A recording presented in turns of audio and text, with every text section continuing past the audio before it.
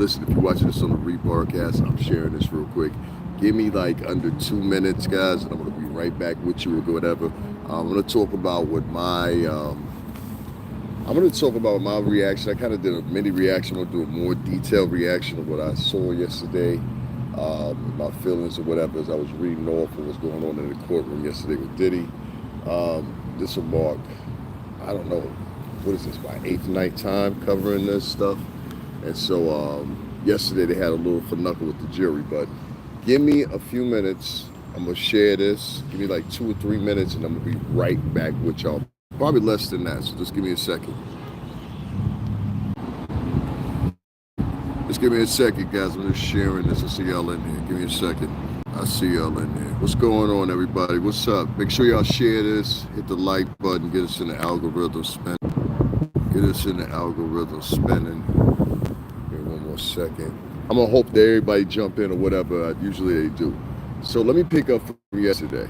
I was tired this morning. I had no coffee in me, so I didn't get to plan out and say things the way I particularly wanted to say them in order. So I'm gonna do it now.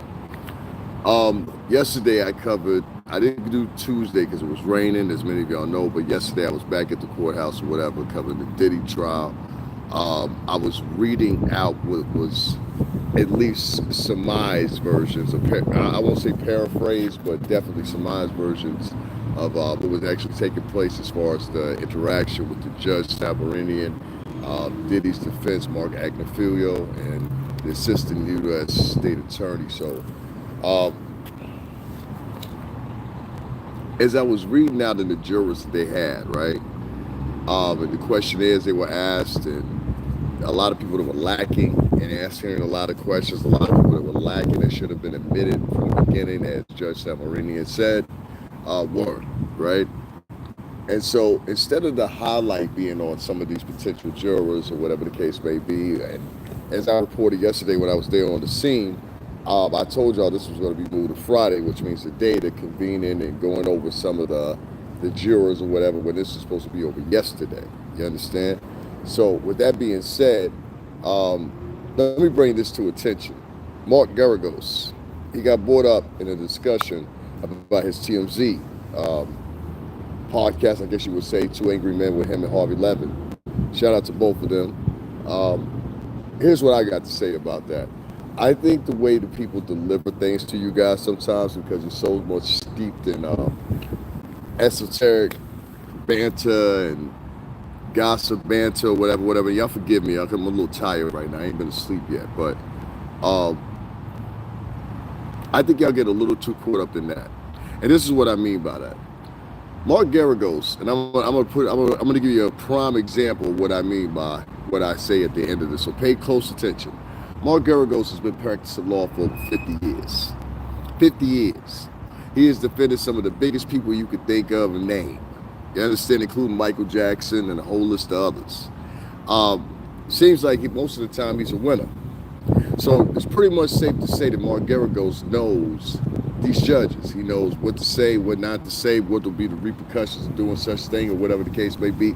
I would assure you that he looked into the legality and saw the length if there was any punishment whatsoever.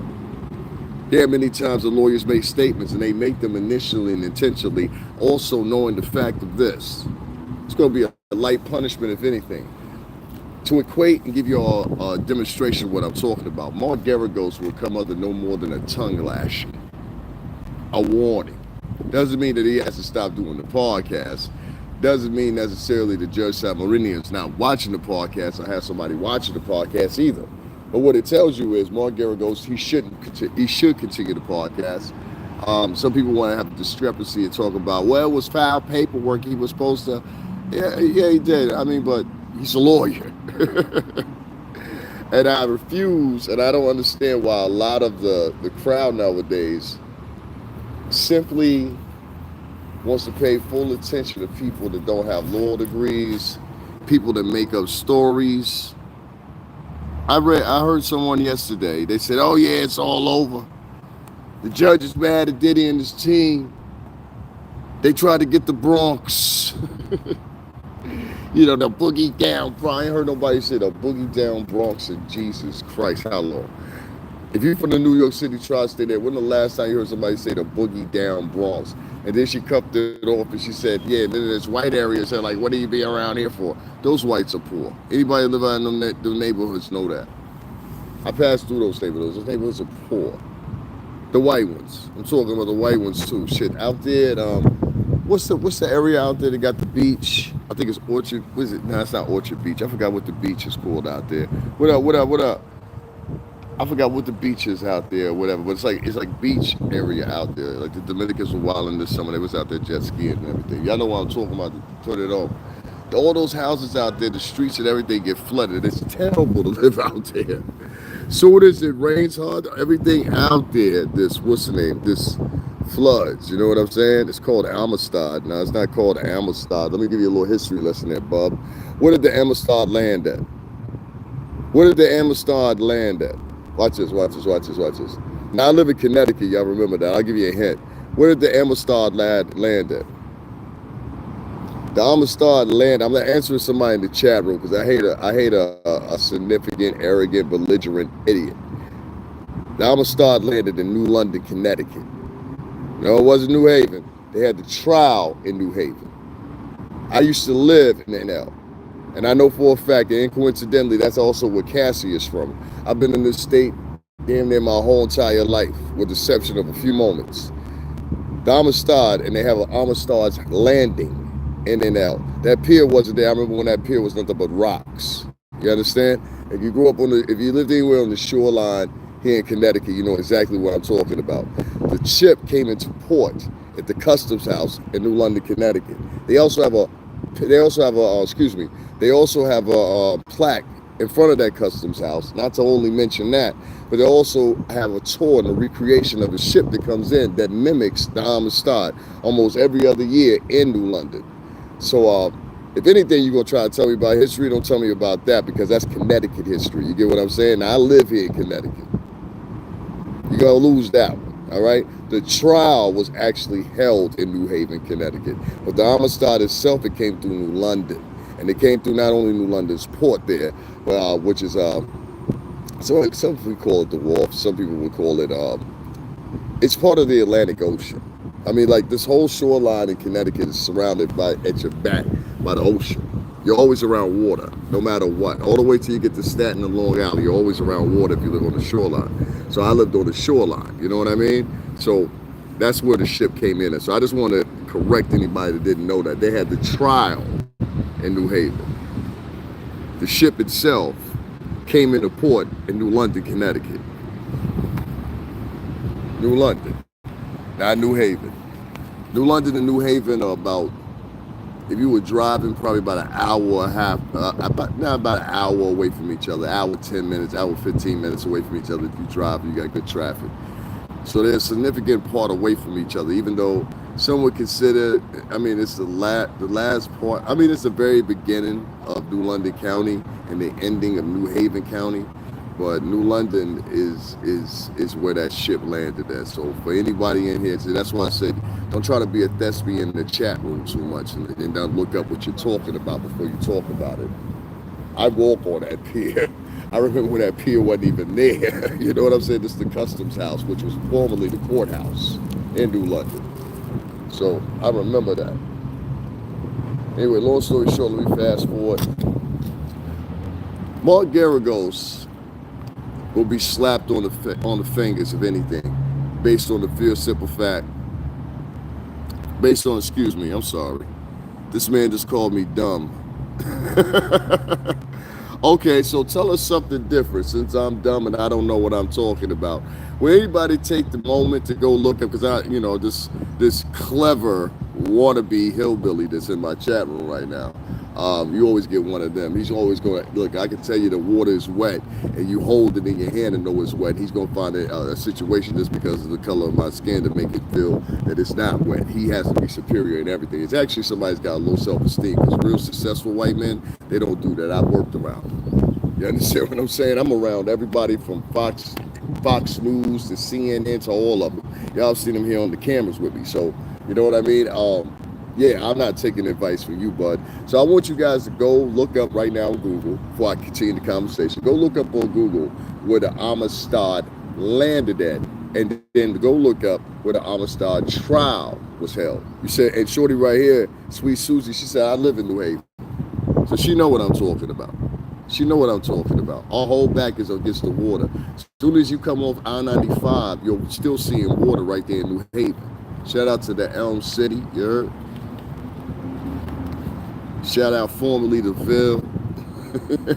Don't get me started about New Haven. Jesus Christ, what's the other joint? The day party joint. Jesus Christ, that club been there for years. Vendome? No, Vendome was in Hartford, I think. I don't know. You got to correct me, Sweet Susie. Is Vendome in Hartford? I was in Hartford. I take that back. I was in Hartford. Y'all remember I went live on here with y'all in Hartford. That's a state's capital. Oh God, it's terrible. You don't want to live up there. That's where the gangsters is at. They're in New Haven. Pistol waving New Haven, they used to call it. You know what I'm saying? And pistol making New Haven because it's the home of Colt revolvers. The first gun in the United States was made in New Haven, Connecticut, if y'all didn't know that. If Susie living, what's your name? Van Doe. Yeah, okay. Candone is in New Haven, yeah. Listen, I know New Haven like the back of my hand. My man Happy used to be out there. Shout out to Nita. Shout out to their kids. I ain't seen the kids in a minute, but you know what I'm saying? Like, yeah, I know New Haven. I used to have to go through New Haven to get to where I was going or whatever. The projects used to be right across the street from the train station. And it was like a little mini city. They had a store in the front, anything. They tore that whole project. I'm talking about when I say this thing was big, it was big. I think it had been there for maybe like 40 years, 30 years, something like that or whatever. Most of the people that lived in it was black and Latino, but they tore the whole thing down. They do it, like in Connecticut, it's a little bit different than how they do in New York. New York, they'll let them motherfuckers dilapidate the city housing and stuff like that. I'm sorry I'm getting so far off, keep it, just let me finish. In New York, they'll let the buildings dilapidate because there hasn't been any real development in a long amount of years. In Connecticut, though, when you have public housing or whatever, what they tend to do is one or two things. They either improve them immediately and fully, or either they either close them down and shut them down. Now, I've seen this happen 2 or 3 times now in places. You know what I'm saying? I got you. But I've seen this happen. It's still, nevertheless, this is still happening right across the street from our Union Station right there in New Haven. There used to be, and like, it's crazy because, okay, across the street from, across the street from the train station used to be the projects. And then like not even a couple feet is Yale New Haven Hospital and Yale University factory. Well, most of your U.S. presidents went, if not Harvard. You know what I'm saying? Bill Clinton went there. I think Biden went there. Bill Clinton's wife went there. A lot of people went there. Yeah. So back to the story here about Mark. They wanted to scold. A lot of people went online. Guys, make sure you double tap that screen and hit the like button. I appreciate it. A lot of people wanted to go online yesterday, and I didn't get a chance to get at it because I was actually covering the case in person. But I had already caught where the judge, Samarini, had kind of like slightly scolded Mark Goragos. And here's my reply to that. Just because you saw, listen, Mark Goragos has been practicing law for 50 years. This man held down Michael Jackson, okay? So, and God bless his soul. But my point getting at that is, out of the multitude of different stars that he's defended and won, his character alone speaks enough to say after 50 years of practice, the common person would know that, hey, listen, this man would know what the penalty was beyond anybody. And if the penalty is light, a lot of times people in real business, they'll take the hit. So you'll take that. That's the problem with you guys now in this generation. You're scared to look flawed, to look like you're lost. Everybody wants to be perfect. But in that world, if you've been practicing for 50 years or whatever the case may be, you know that that's a light thing. Now, I'm sure Mark is pretentious and knows. Harvey has made an announcement as well, stating to the fact what Judge Samarini has said. I think it's all in laughter at this point. Shout out to Harvey Levin. And I think we can move on from here. I think Mark will continue the podcast, as he should. And just admit some of the jargon that goes on, at least, have an edit. Don't do anything live for the next 8 weeks. Do an edit. Because if you get tempted to ask a question, you know what I mean, in the whole thing. So that would be my only suggestion to Mark Garagos, and I think Harvey would agree. You know what I'm saying? Do some pre-recorded joints. That way you're in control and you know what to say and what not to say. I think that should be the angle of that. I think doing it live, you're going to do it live, do one show live a week, maybe 2 shows live a week. You know what I'm saying? What's going on, bro? Do like 2 shows a week or something like that live, and man, it'll be centered on a particular subject of your choosing outside of the Diddy jargon, because now you know that's what they're looking for. You know what I'm saying? For you to mention something like that. That would be my best suggestion. As someone that's been doing this for about 6 years, see, what you're going to have is you're going to have a lot of different people in the judicial system. They're going to be learning some of the traits and some of the movements of some of the people online and how they move. And that's why there's been a lot of provisions put in, including with Mark Garagos, and this is why I'm mentioning this, of heightened sensitivity on social media, you know? Like right now, I got a couple people watching me, but they don't know a couple people watching them, and watching the people that they're told them to watch me.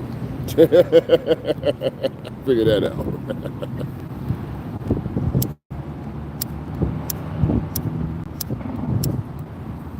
Mark Garagos should be fine. Now, if you want to know what I was talking about, particularly with Mark Garagos, he appeared on Two Angry Men podcast with him and Harvey Levy. Y'all give me a second. I'm just looking for my lighter. He had appeared on Two Angry Men podcast. I've watched this podcast numerous times now. It's a great podcast, in my opinion. I like the flow of it. I like sometimes when you get the seasoned vets. I think there need to be more of these, you know, the vets out here doing, you know what I mean? So he says cigarettes are unhealthy. So is ham sandwiches and certain vajays. Ain't stopped you, huh? He said cigarettes are unhealthy. I said so are ham sandwiches and certain vajays. That ain't stopped him. You know what I'm saying? You always got to look at it from a wider perspective. Y'all look at it from skewed perspectives. That's why I just said, and I'll reiterate, I think a lot of the older gods, they need to be out here starting. Sweet Susie got my point. She on that New England shit. I fucking comedy is different. But anyway, Mark Garagos was brought in question because he's playing counsel in some, I don't know, some capacity or another to Diddy and the team. He's not a lawyer, but he's playing in capacity as kind of consulate of counsel. And with that being said, everybody knows that his daughter is on the team of now 8 lawyers. And so make no mistake about it. Yeah, I can see where you guys would come from with that. But I guess what the argument was that they were on their podcast, and when they were on their podcast, they made mention of, and this is the quote. Don't get mad at me. He said a pack of 6 white women. And I automatically, and he was talking about this is what they picked. Now this is Mark Garagos that said this, all right? You know what I mean? This is Mark Garagos. No, I don't need more of that. I don't need your help. Like, hold on one second. You've been on here 11 years and you got 6 subscribers. Why would I want to listen to you? No, you need more attention and patience. Get him out of here. He's erratic. I don't like erratic people. Anyway, long story short, Mark Goragos was supposed to form and file some type of paperwork. He didn't file the paperwork. And so, being the fact that he went on the podcast, it was kind of a conflict of interest, if you want to say. Now, this in a judiciary form is nothing more than a slap on the wrist. But the way some of these podcasters, they presented it to you, and this is literally what it is, a slap on the wrist. And I'm going to prove how it's a slap on the wrist, because the same thing happened to Tyrone Blackburn the other day in court, and nobody wants to report about that. Oh, you thought I missed that thing about Lil Rod, didn't you? Hot Rod, as I like to call him. Hot Rod. Uh-huh. Big Hot Rod.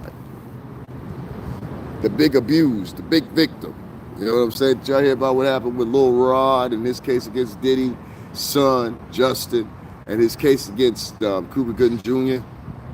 Well, the boys didn't file in time. You know, they decided to file on the 8th. I'll say that for you again. That might be confusing. The deadline was the 8th, so they decided to file the paperwork on the 8th. You understand what I mean? I'm trying to be a little funny about it, but that's what they did. They filed the paperwork late, and this paperwork was supposed to be potentially to serve Cuba Gooding Jr. on all accusations, to serve Justin Combs on all accusations here for putting in and brought upon in a lawsuit, more by their representation.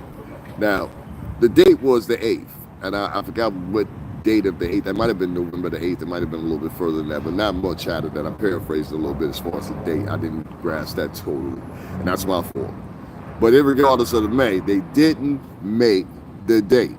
All right? So as they didn't make the date, since they didn't make the date, what happened was, since they didn't make the date, the charges that they potentially had against Justin Combs and the charges they potentially had, thank you, Ahmad, the charges that they had against Cuba Gooding Jr. have now not been filed. Now, see, nobody want to tell you that, right? Now, I'm going to go even further.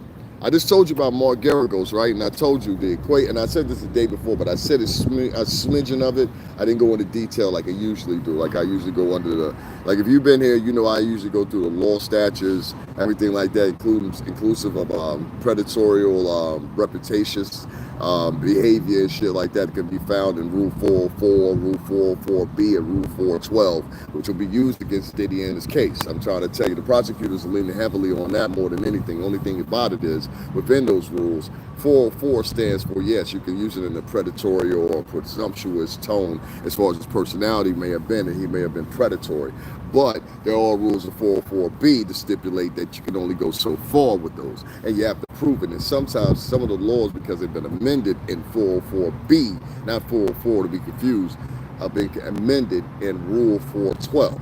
So then you circulate over to Rule 412. Now, I read these off. It took me probably an hour and 15 minutes to read all this off because all this legal jargon written mostly Latin, which I'm starting to comprehend even more. You know what I'm saying? I'm thinking about maybe even going. We got a guy. I want to give a shout out to him. He's a black gentleman, Mr. Braxton. I'm just gonna say that, Mr. Braxton. Mr. Braxton, this is you, Mr. Braxton. I believe was at 52 years old. He was out in NL, and he became a lawyer. And Mr. Braxton dealt specifically at first, I believe, with juveniles, and then he made a significant change. I can tell you a couple of young black and Latin kids and white kids that he changed their life. So shout out to Mr. Braxton. He went and got back and got his law degree at 52 years old and came into the courtroom so strong that they had to get rid of him. They had to do some down, and we watched it. You know, we watched it. Mr. Braxton was a good man to help people out in the courtroom or anything like that. So if you anywhere in NL, and you know who I'm talking about, you know for a fact, you tell him, he looks just like Johnny Cochran, I swear to God to you. Look just like Johnny Cochran. Mustache, everything. Real fast walking, you know what I'm saying? And that man was inspiration. So, you know what I'm saying? Maybe I might, you know, this will be my second time going back to school. So maybe this time I might go to be a lawyer or something like that. You know what I'm saying? Get some of my niggas off. You know what I mean? Hey, yo, son, you good now? I mean, that would be funny, right? Guys, make sure y'all double tap and hit the like button. Now, the funny thing about Lil Rod's attorney, as is being reported, is this. The same thing that we point the finger at Mark Goragos to say, when Mark Goragos didn't disclose certain stuff and he got scolded by the judge. See, Lisa ain't tell y'all the whole story. Well, so did Tyrone Blackburn. And Tyrone Blackburn's accusations are more healthier, if you ask me, by the judge, versus when you're talking about Mark Goragos. Mark Goragos has been practicing law for 50 years. Tyrone Blackburn is being accused, and I'm saying this is how it stems to me.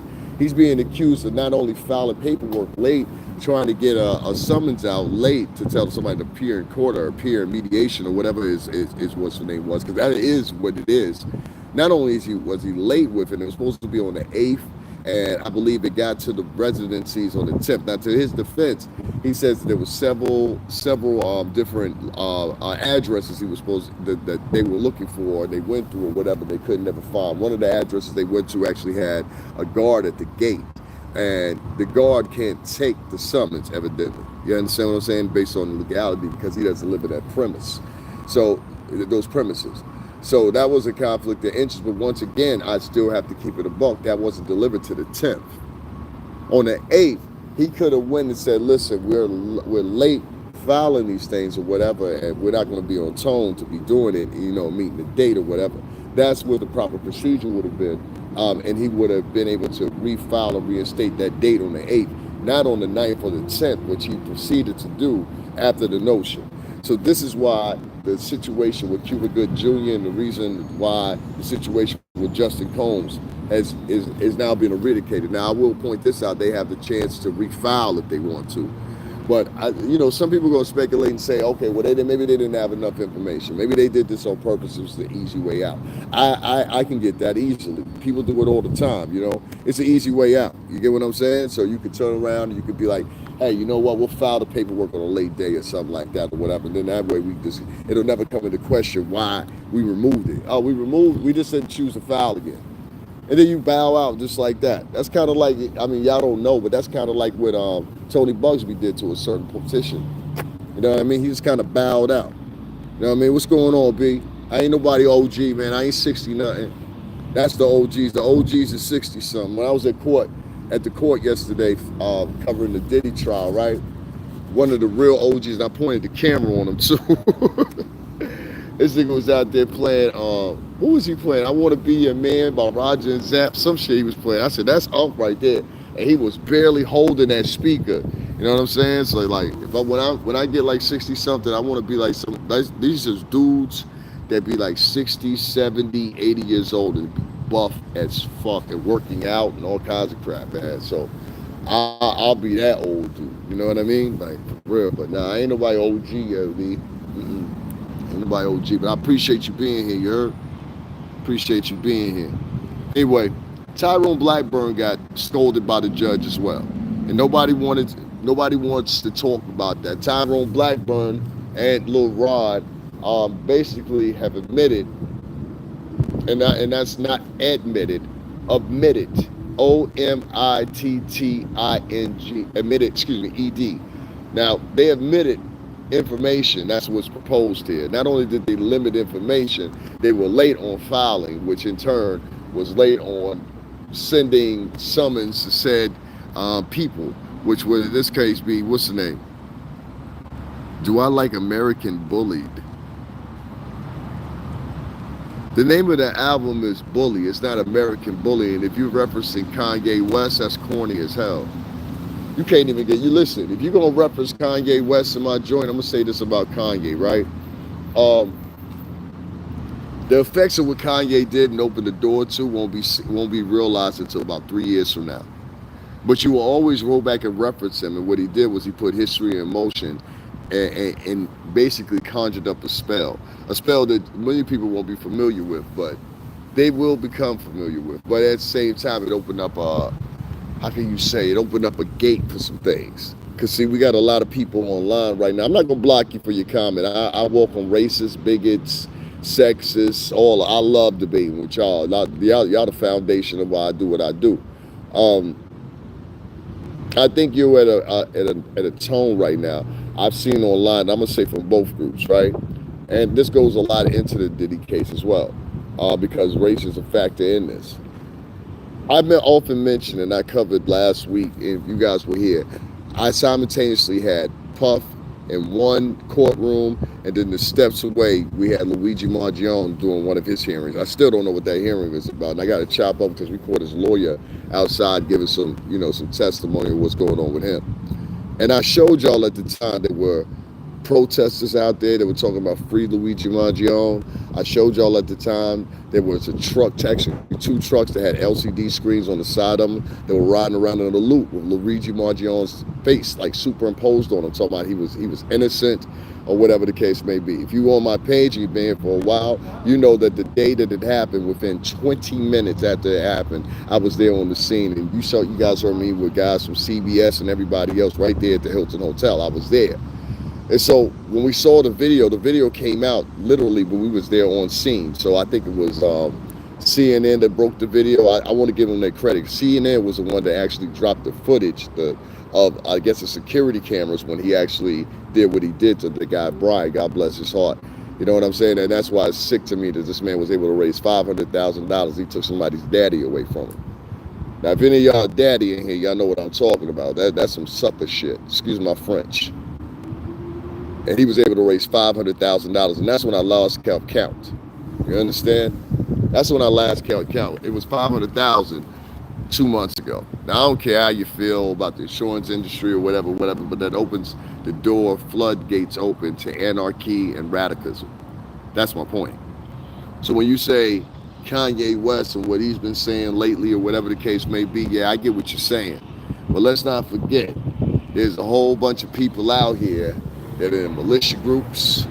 There's a whole bunch of people out here right now that are in multiple different websites, apps, social media apps.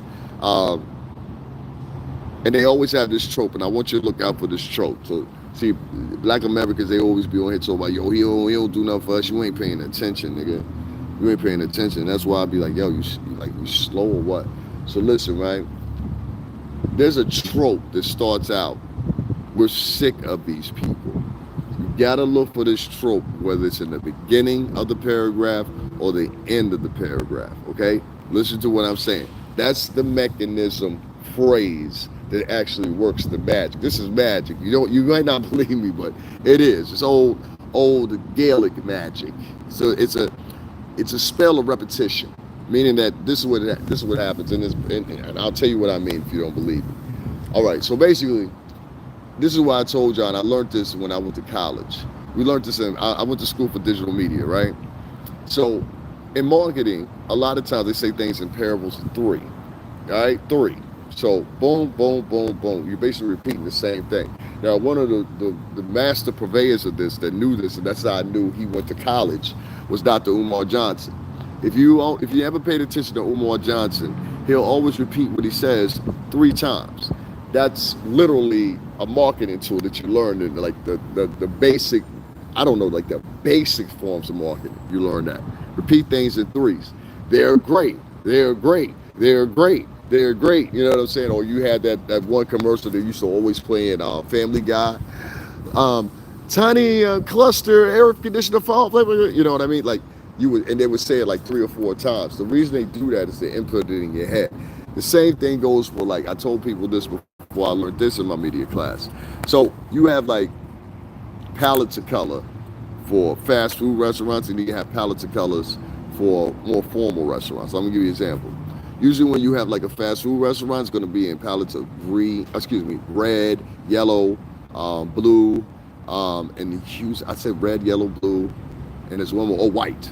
Then if you have like luxury or leisure restaurants, you'll notice that the palette of colors are brown, turquoise, gold may be used. Brown is always used in some form of wood or either paint or whatever. And this is to give you a more calming and soothing feeling, where the fast food restaurants and the colors they use during the spectrum are to give you a rush feeling. It's a psychological both. So let me give you an example of what I'm talking about here. You have a group of people that I've noticed from all 3 sides. I've seen blacks doing it, whites doing it, Latinos doing it. They're all doing it. And a lot of them are proposing that they do this because they think they're going to be part of some, I don't know, maybe right-wing army. But what you quickly get to find out is these are people that never grew up actually around white people.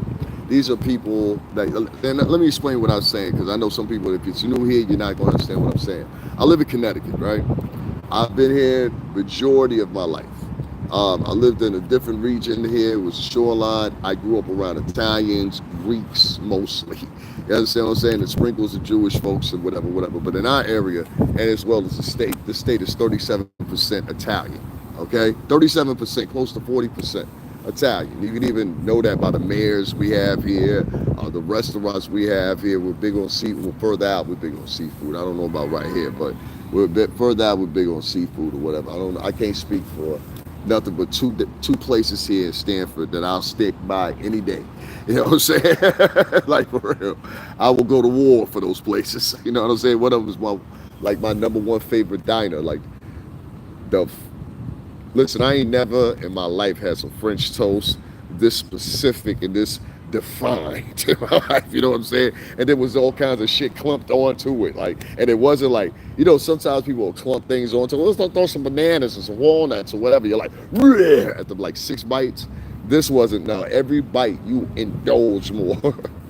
Well, anyway, you got people that are in a sense trying to follow in or fit in or whatever the case may be. One of the things I learned was, like, people that grow up, and don't take this the wrong way, people that grow up outside areas that they're trying to emulate, do a very poor job of trying to emulate those personalities. Now, let me tell you what I mean. Sometimes you can get someone that for the full 18 years of their life, and y'all ain't gonna hate when I'm gonna say it, but I'm gonna say it how I say it. Either for the first 18 years of their life, they have been around nothing but totally hood boogers. For the total first 18 years of their life, they have been around nothing but trailer trash. For the first 18 years of their life, they have been around nothing but motherfucking POS, pieces of never mind. But y'all get the drift, right? So since you have people like that, and now they done chose to not do a life of criminality or whatever the case may be, to go to college or whatever the case may be. I went to college with people like this. If you went to college, you know exactly the people I'm talking about. So they'll predominantly, and this goes with multiple minorities, I've seen them do this. What they'll do is they'll start kind of like brown nosing with the white kids, but what happens is there's this cultural barrier. Let me give you an example. When I went to school, and I can show you most other Black American kids and many Latin American kids will say the same thing. We went to school with white kids. We grew up with white kids. We hung out with them. In fact, if you're talking about Black Americans, have been here 400 years with them and helped raise the kids at one time. So it's fairly to say, even outside the historical point of it, culturally, you would have to understand that you have a diagram of repertoire with that person. Now, if you get someone that, and this is respectfully, because I'm part immigrant, if you get someone that comes here within the first 2 generations of their family, now in 2000, let's say 2000, 1995, 1990, just like if I moved to France, I would now have to learn that culture. And sometimes people get themselves involved with what I like to call brown nosing. Now, what I know from the Italians and Greeks that I grew up with, that's one fucking thing they hate, excuse my French, brown nosing. And they smell like a bloodhound motherfucking dog. Brown nosing is an old form of method. And you know, brown nosing was the most prevalent on the slave plantation.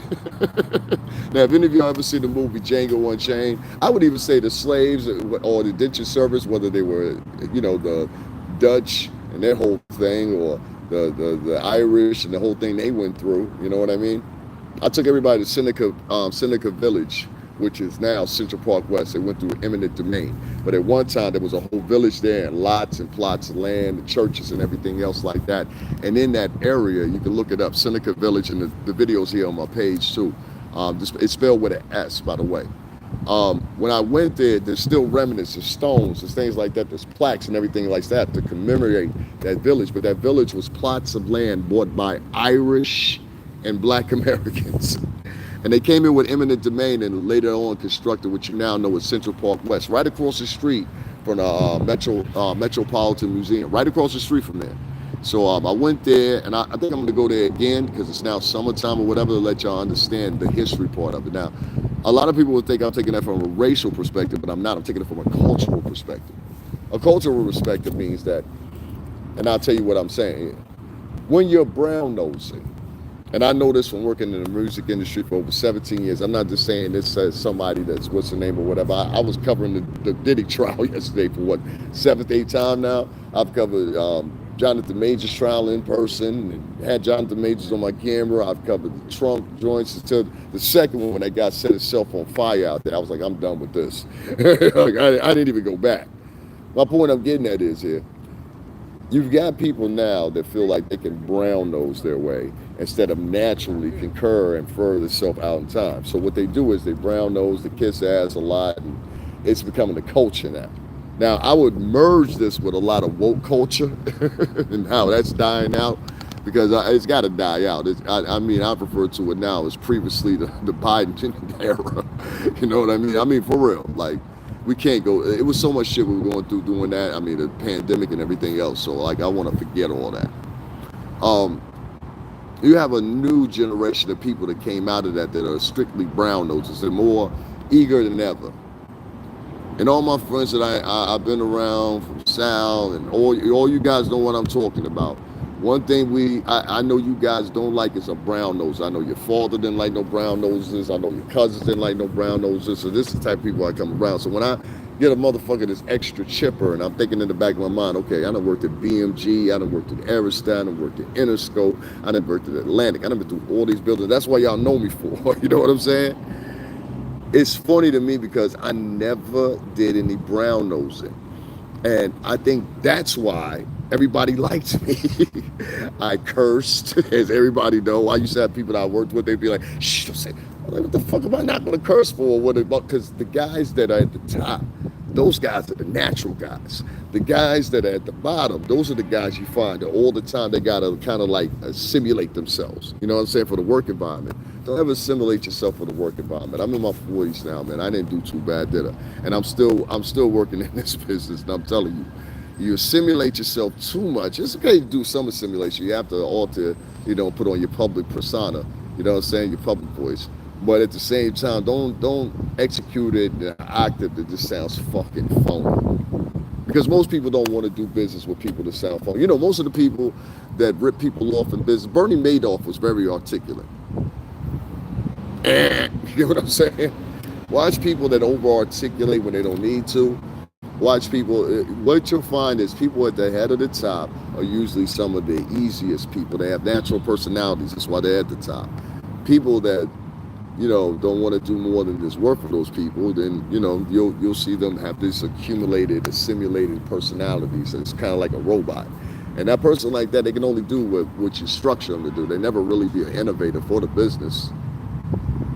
This a will and I don't know, a screw in the wheel. I know that's bad to look at, but that's even what we were under Puff. You know what I'm saying? We were a screw in the wheel. So you know what I'm saying? And I say this shit all the time to you guys. You guys know this. I don't blow smoke up your ass. You know what I mean? Hold on one second. Let me get this person out of here. What's going on, man? So I wanted to carry the conversation on a little bit more about what I witnessed yesterday and what I was spitting out to y'all. I gave y'all piece by piece when I was at the trial yesterday with Puff. This will make my 8th time now in 7 months, 8th or 9th time, right? And so if you guys don't know what the conclusion is, basically they ended court early yesterday. So yesterday I was out of there like 2:40-ish, 2:45-ish or whatever. Before then I was reading like this everything that I could, and I was paraphrasing a little bit because it was being paraphrased to me, so it was typed very fast, and so there was some errors in it, but I was trying to piece together the errors that were there. And it seems to me, I think it was like 6 or 7 potential jurors had been recused or whatever. The problem was on Tuesday, and that's why I wasn't there because the weather was just too much for me. The problem was Tuesday that there was a lot of jurors. It took about 5 minutes to interview each juror, from what Judge Samarinian said. So basically it held up probably like 45, 50 minutes potentially with people that didn't speak English that well to capacity they needed to. People with conflict of interest. Like, for example, you had one guy and his wife worked as a contractor for the government in some capacity. So, and then there was a couple of people that worked as advocates for sexual abuse victims. And there was a litany of different people. And I mean, they're randomly called into jury duty. You know what I'm saying? So, but anyway, moving forward, there was a lot of people that were removed, or it was either argued by the defense team, Mark Agafilio and his team, or whatever the case may be. So it was a slow grind, and that's why I didn't get there early like I did on Monday. Monday, I thought it was more, paramount than any other time. But this Monday coming up, potentially, if not, they'll move to Tuesday. The trial should start. Jury selection is over. So they're going to convene today in some capacity. I don't know if they're going to do it via telephone or whatever, but they adjourned court today, and they didn't have anything today. So that's why I put my butt on home. I already knew it was going down. But they will reconvene on Friday, and they'll come to some type of conclusion. I don't know what that conclusion is going to be, but they're going to come to some type of conclusion, and from there they'll pick and deduce down to the 12 that they wanted, potential jurors. Now, so far, what y'all heard Mark Goragos say, six-pack, I couldn't believe he said that. He's Greek, so I do believe it. He said a six-pack of white women, he said.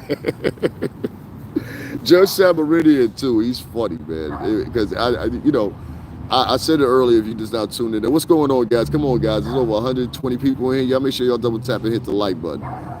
I said earlier, it was equated to what's happening to him. It's the same thing that happened to Tony Blackburn. I think that's what his name is, which is Lil Rod's attorney. They went through the same thing. They got scolded by the judge in question. You see what I'm saying? That's it.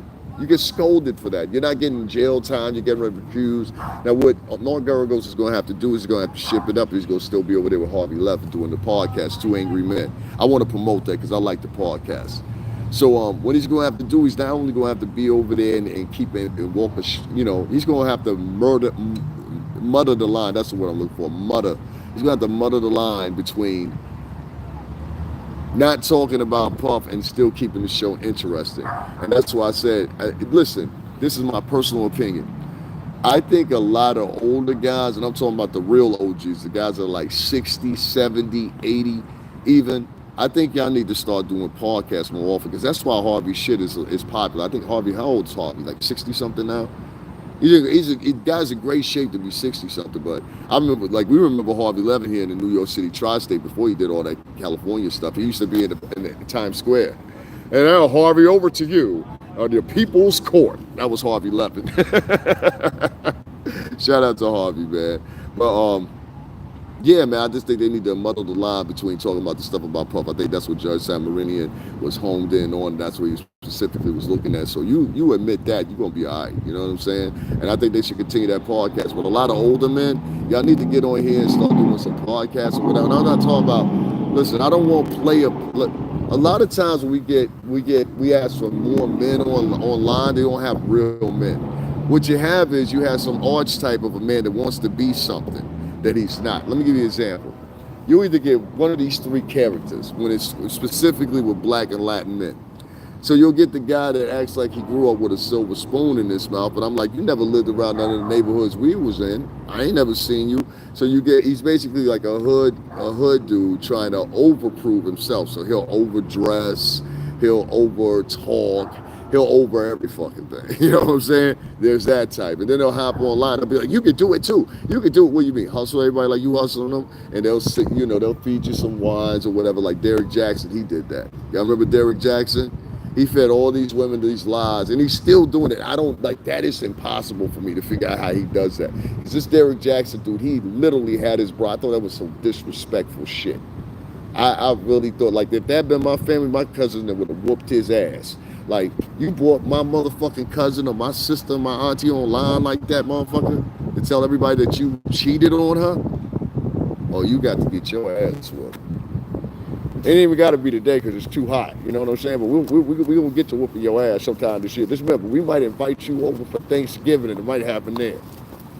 Derrick Jackson brought that girl on camera, and you could tell she was a church girl. She had a bonnet on and glasses. Y'all remember?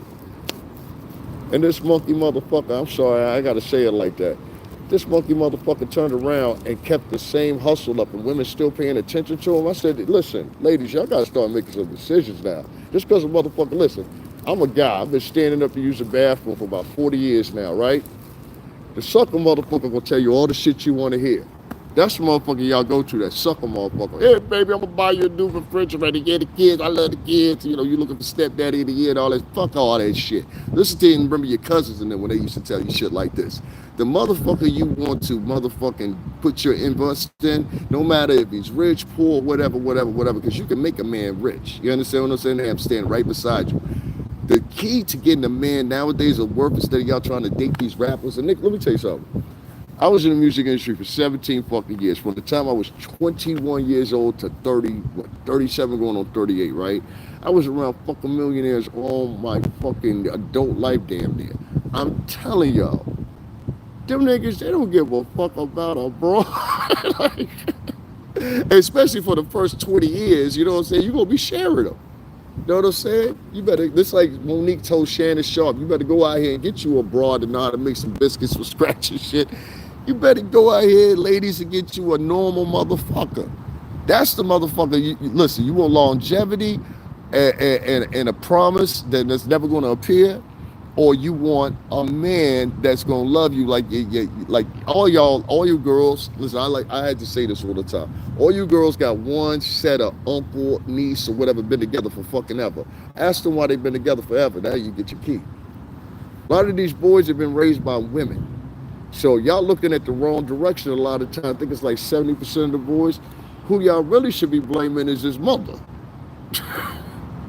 Let me go talk to this bitch. What the fuck were y'all doing in the house for the past 18 years? He ain't raised himself. When they go for black, white, polka dot, or whatever, that's white people too. They had a show called 16 and Pregnant. It was in syndication for 10 years after the shit was done. They had a reunion for these hoes. And none of them chicks on there, I remember maybe 2 or 3 of them were biracial, but none of them were black, if I remember right. So let's not act like teen pregnancy is just centered. You got a lot of 13, 14, even 12-year-old mamas is out here now to 33, 34, 35-year-old grandmas. I ain't trying to shame none of you.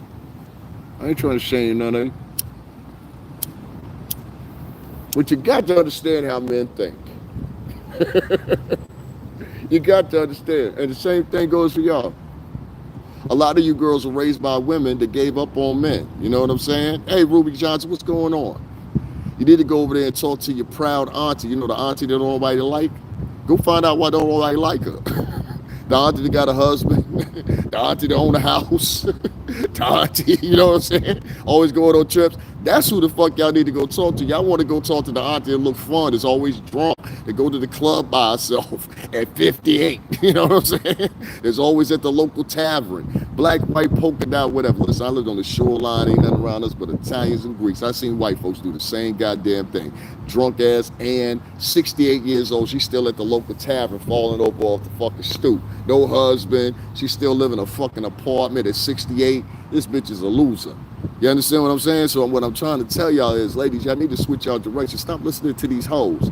If you listen to a hoe and get led by a hoe, you will have nothing in the end but hoe problems. Thus said the Lord and I. You feel me? So I'm trying to tell you, like, that's what happened. This stock culture thing took over. And it's got 18-year-old girls. Like I always talk about Bad Baby. She turned 18 years old, dog. And she made $1.2 million in a matter of hours. And I said, I know everybody that was on that OnlyFans wasn't 18 or 19 years old, and it was a small increment. It was $4.99, I think she was charging. Ain't that crazy? It still boggles my mind. I mean, that means, like, we call that red shirting. That means there was niggas that was 30, 40, 50 years old possibly, sitting back, black, white, polka dot alike, all sitting back waiting for Bad Baby to turn 18. It was like, aha, I got it. Don't nobody ever talk about that. Y'all bring up Justin fucking Bieber. You understand what I'm saying? Y'all bring up Justin fucking Bieber. Y'all need to be talking about Bad Baby and all these other 18-year-old girls that are saying, fuck college, I'm gonna jump on OnlyFans, get this bag. And you think I'm lying. People will think, oh, that's crude. No, that's what these bitches is doing. And they talk just like the way I'm talking. See, let me tell you something I learned in the music industry. Because we worked with rappers and singers and shit like that. These people are from the streets. Like, you got to learn how to merge those two worlds. Even if you walk out of your office building, you got to remember at the end of the day, the world is going to be what the world is still. You see what I'm saying? And so people in the world, a lot of them are perverted. A lot of them have demented thoughts, especially nowadays after the pandemic. And so, in my personal opinion, if you not even if you 20 and up, you know what I'm saying? You shouldn't be waiting for no chick to turn 18 years old so you can see her partially naked, fully naked, or whatever. Like, I want to talk to that nigga. I mean, listen, she been on TV since she was like 15, 16 years old. Pay attention to what I'm saying. So when you ladies is on here talking about sexual abuse and whatever, I'm trying to shape you bitches up. Excuse my French. Sometimes I got to talk to y'all like that. I talk to my sisters like that. I'll be like, yo, hard-headed bitches, listen to what I'm saying. I'm trying to help y'all. Seriously. Y'all need to stop following these hoes, the sexy reds, all that, whatever. I ain't here to preach to nobody. Do what you want. You like a music, you like a music. I listen to music sometimes ain't grade A either. But what I'm saying is don't listen to what the bitches is saying and take it verbatim. Sexy red had 4 motherfucking STDs, bro. You want to follow behind that? Like, noted, put out there. You know what I'm saying? You don't want to be like those ladies, man. If you do, you get offended by the small shit, don't get offended by the big shit. That's an issue too. You got to stay in line or the conversation when you're getting offended. Because I know a lot of you girls, I've seen 2 or 3 people drop out. I know a lot of you girls get offended by the verbiage, but it ain't the verbiage. Listen to the message. Y'all following behind whores. And the rest of the world is looking at it. What y'all think is cute to us, the rest of the world looks at it like, damn, what are they, strippers now? And I don't like to see y'all like that. I got sisters, man. I don't want motherfuckers approaching my sister thinking she a whore because they ain't seen other whores on TV in abundance. Nah, nigga, fuck that. That's what lead to what? Sexual assault. Get it, class? Go look up the numbers of how many black women are sexually assaulted and how many within an hour? Somebody in my chat room go do that. And come back and tell me the number. Tell me how many black women in America are assaulted every hour. See what I'm saying? Like, motherfuckers don't want to sit around and have a real conversation. You want to, pad it. I don't want to pad the conversation because you ain't going to get it if I pad this conversation. And all this, oh my God, I can't believe, man. Listen, man, a lot of y'all got motherfucking family members that talk just like me. Just like me. I don't have time to brown no shit for you. The world ain't gonna brown no shit for you. You think if it was 2 life rafts, right? And you was on a ship that was sinking. And you said, oh my God, I can't believe that you basically want to give me the advantage of getting on the ship. And somebody just turn around and they say, fuck you. You think you're gonna articulate your way out of that? No, you're going down with the fucking ship. See, that's reality. Men know this. That's reality. You going down with the fucking ship, So, well, when I'm telling you these girls on here, I'm just saying, listen, you ain't got to become nuns tomorrow or nothing like that. But I'm just saying, for Christ's sake, Sexy Red had like 3, 4 fucking STDs noted. I know she had one STD that she admitted to, and then she had another one that came up. It was some dude, some boy. I guess that was the new baby father or something like that. That one that everybody thought that was Drake's baby. Y'all know what I'm talking about? I guess that was son. He said, yo, she gave me something too.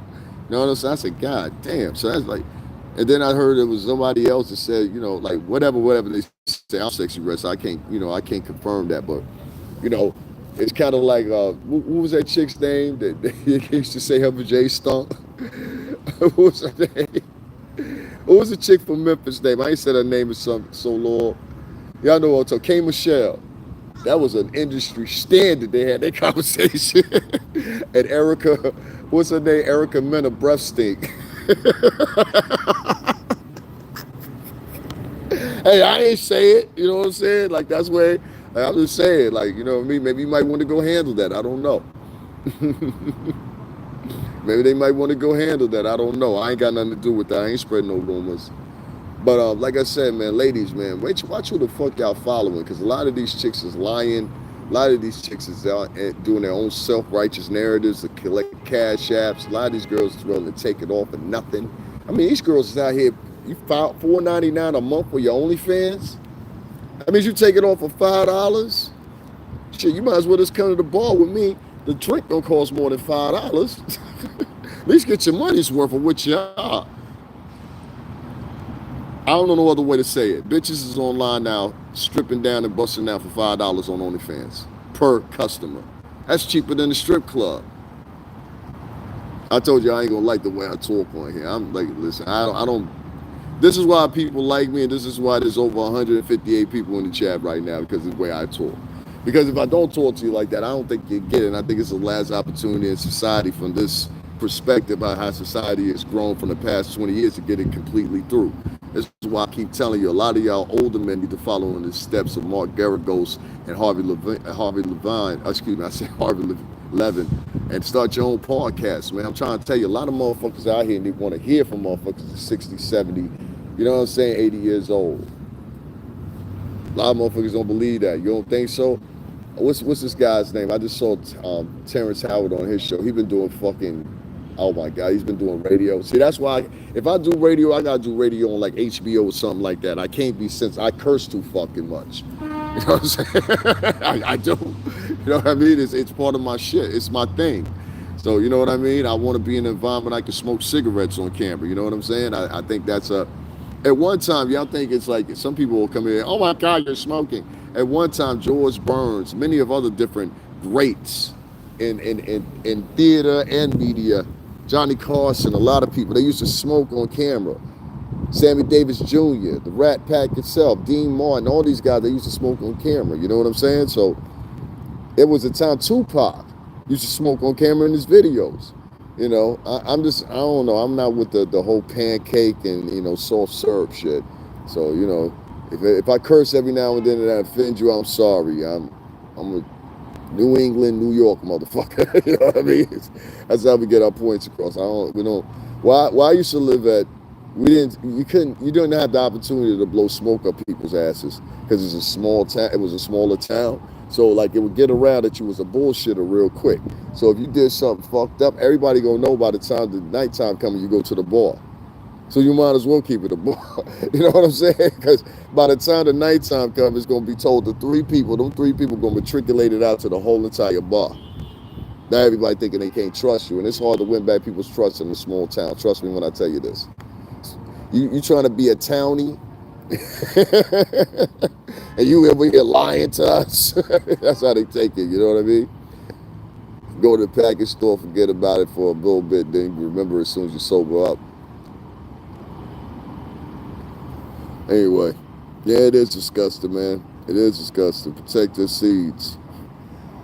Lil Rod, I don't know what's going to happen to him or whatever. I feel a lot of these cases are going to break down as far as Diddy is concerned.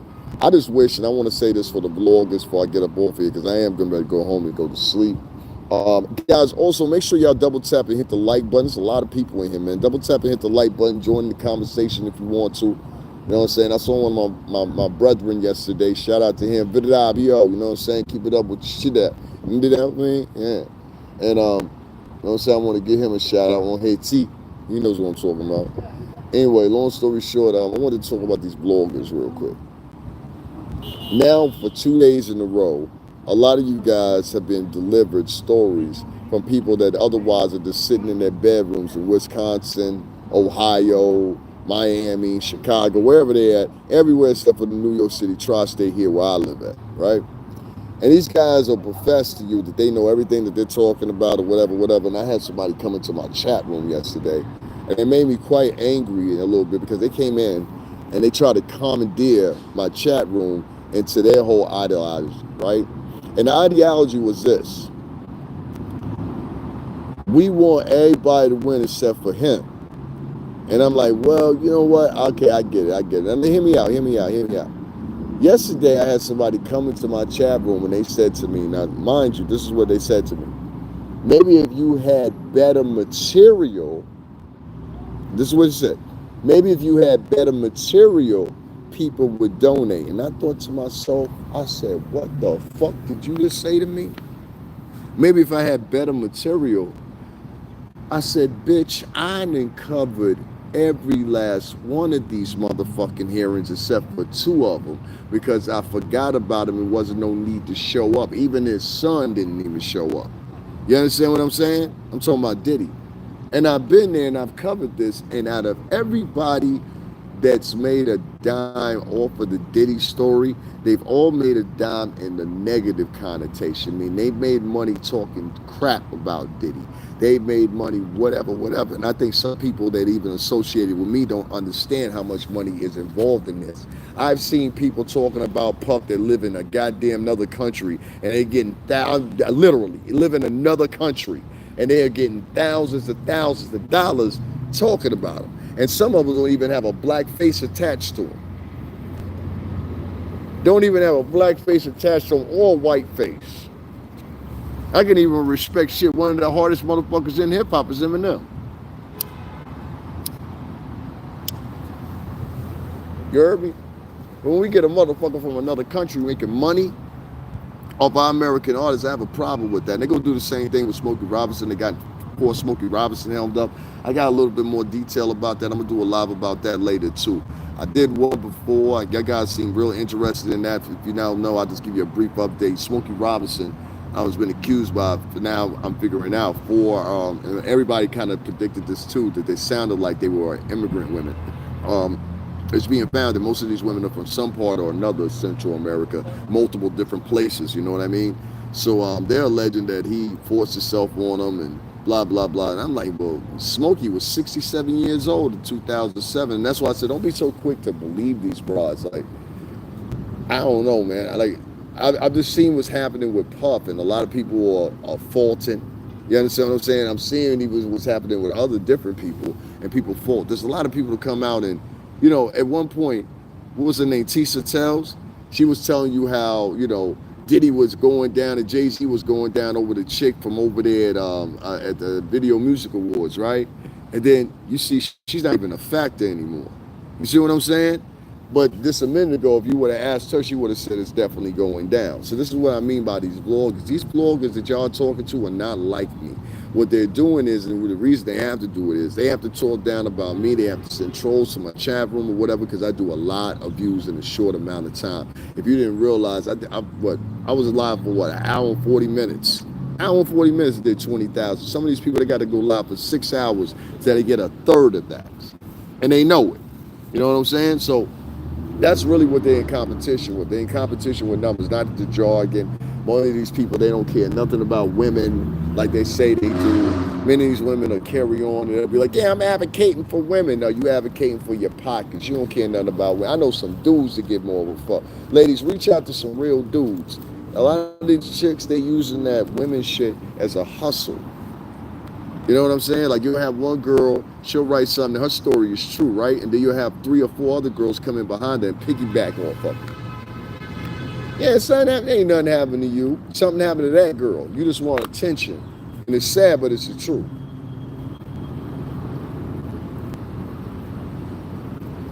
I don't think y'all realize the amount of mentally ill people online, but a lot of them are your bloggers, believe it or not. And I think that's a discussion a lot of us need to start having. Some of these bloggers are stressed out. Some of them are just so bent on becoming the #1 thing that everybody talks about on YouTube or whatever. And a lot of them mad at me because some of them been trying for, I don't know, now it's become reality to me. Some of these guys been trying for 10 years, 8 years. I done pulled up some people's profile. They've been on here for 13 years and only got like 2,000 subscribers. I'm like, damn, don't nobody fuck with you, huh?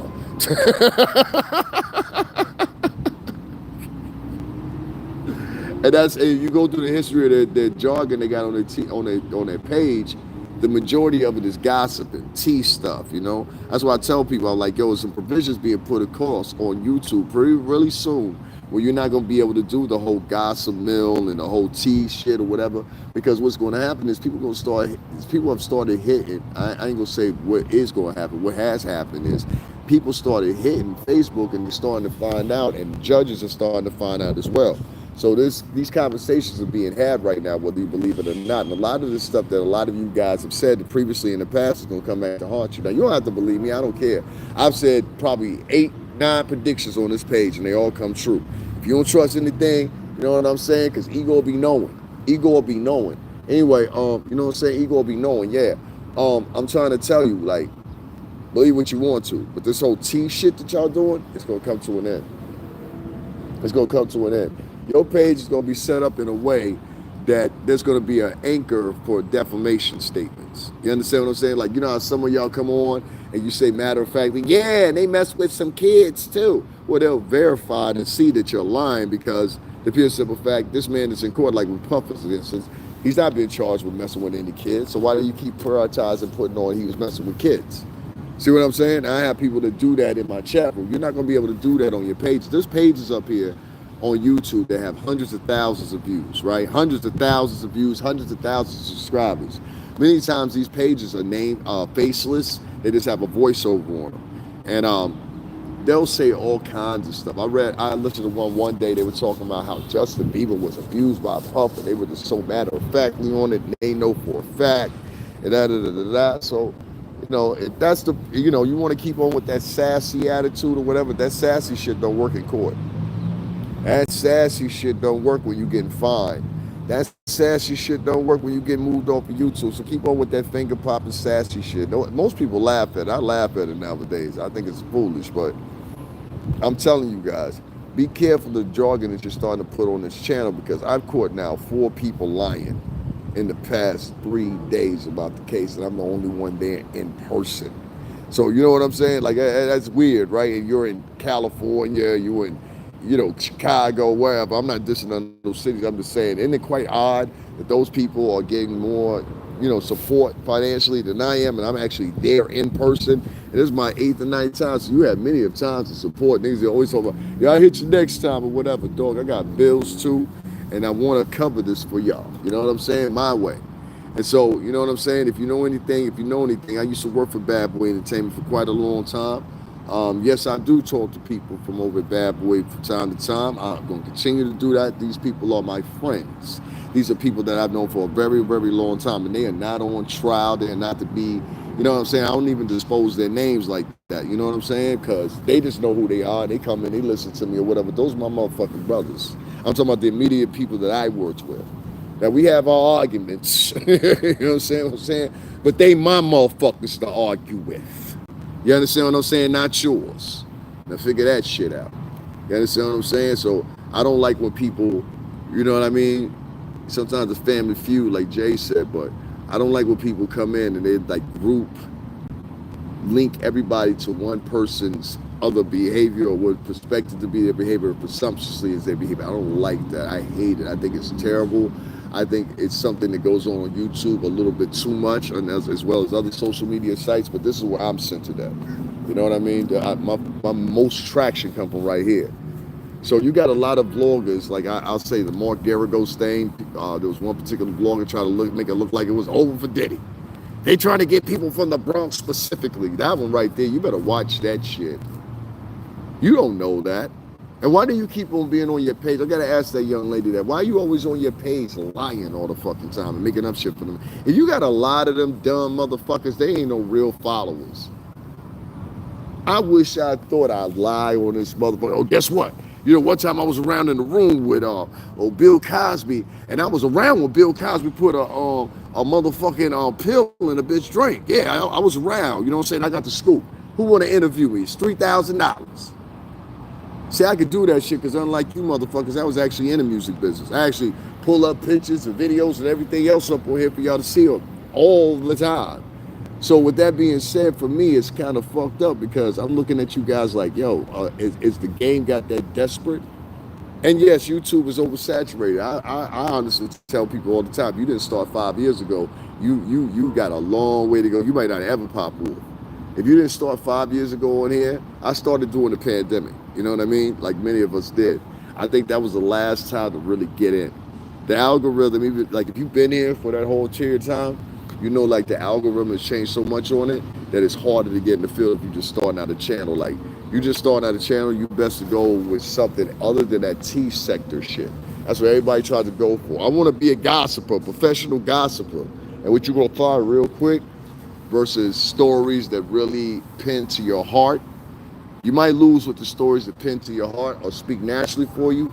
At time to time, you maybe sometimes more than others. But I would tell you, if you're starting out your page, do the stories that feel natural to you.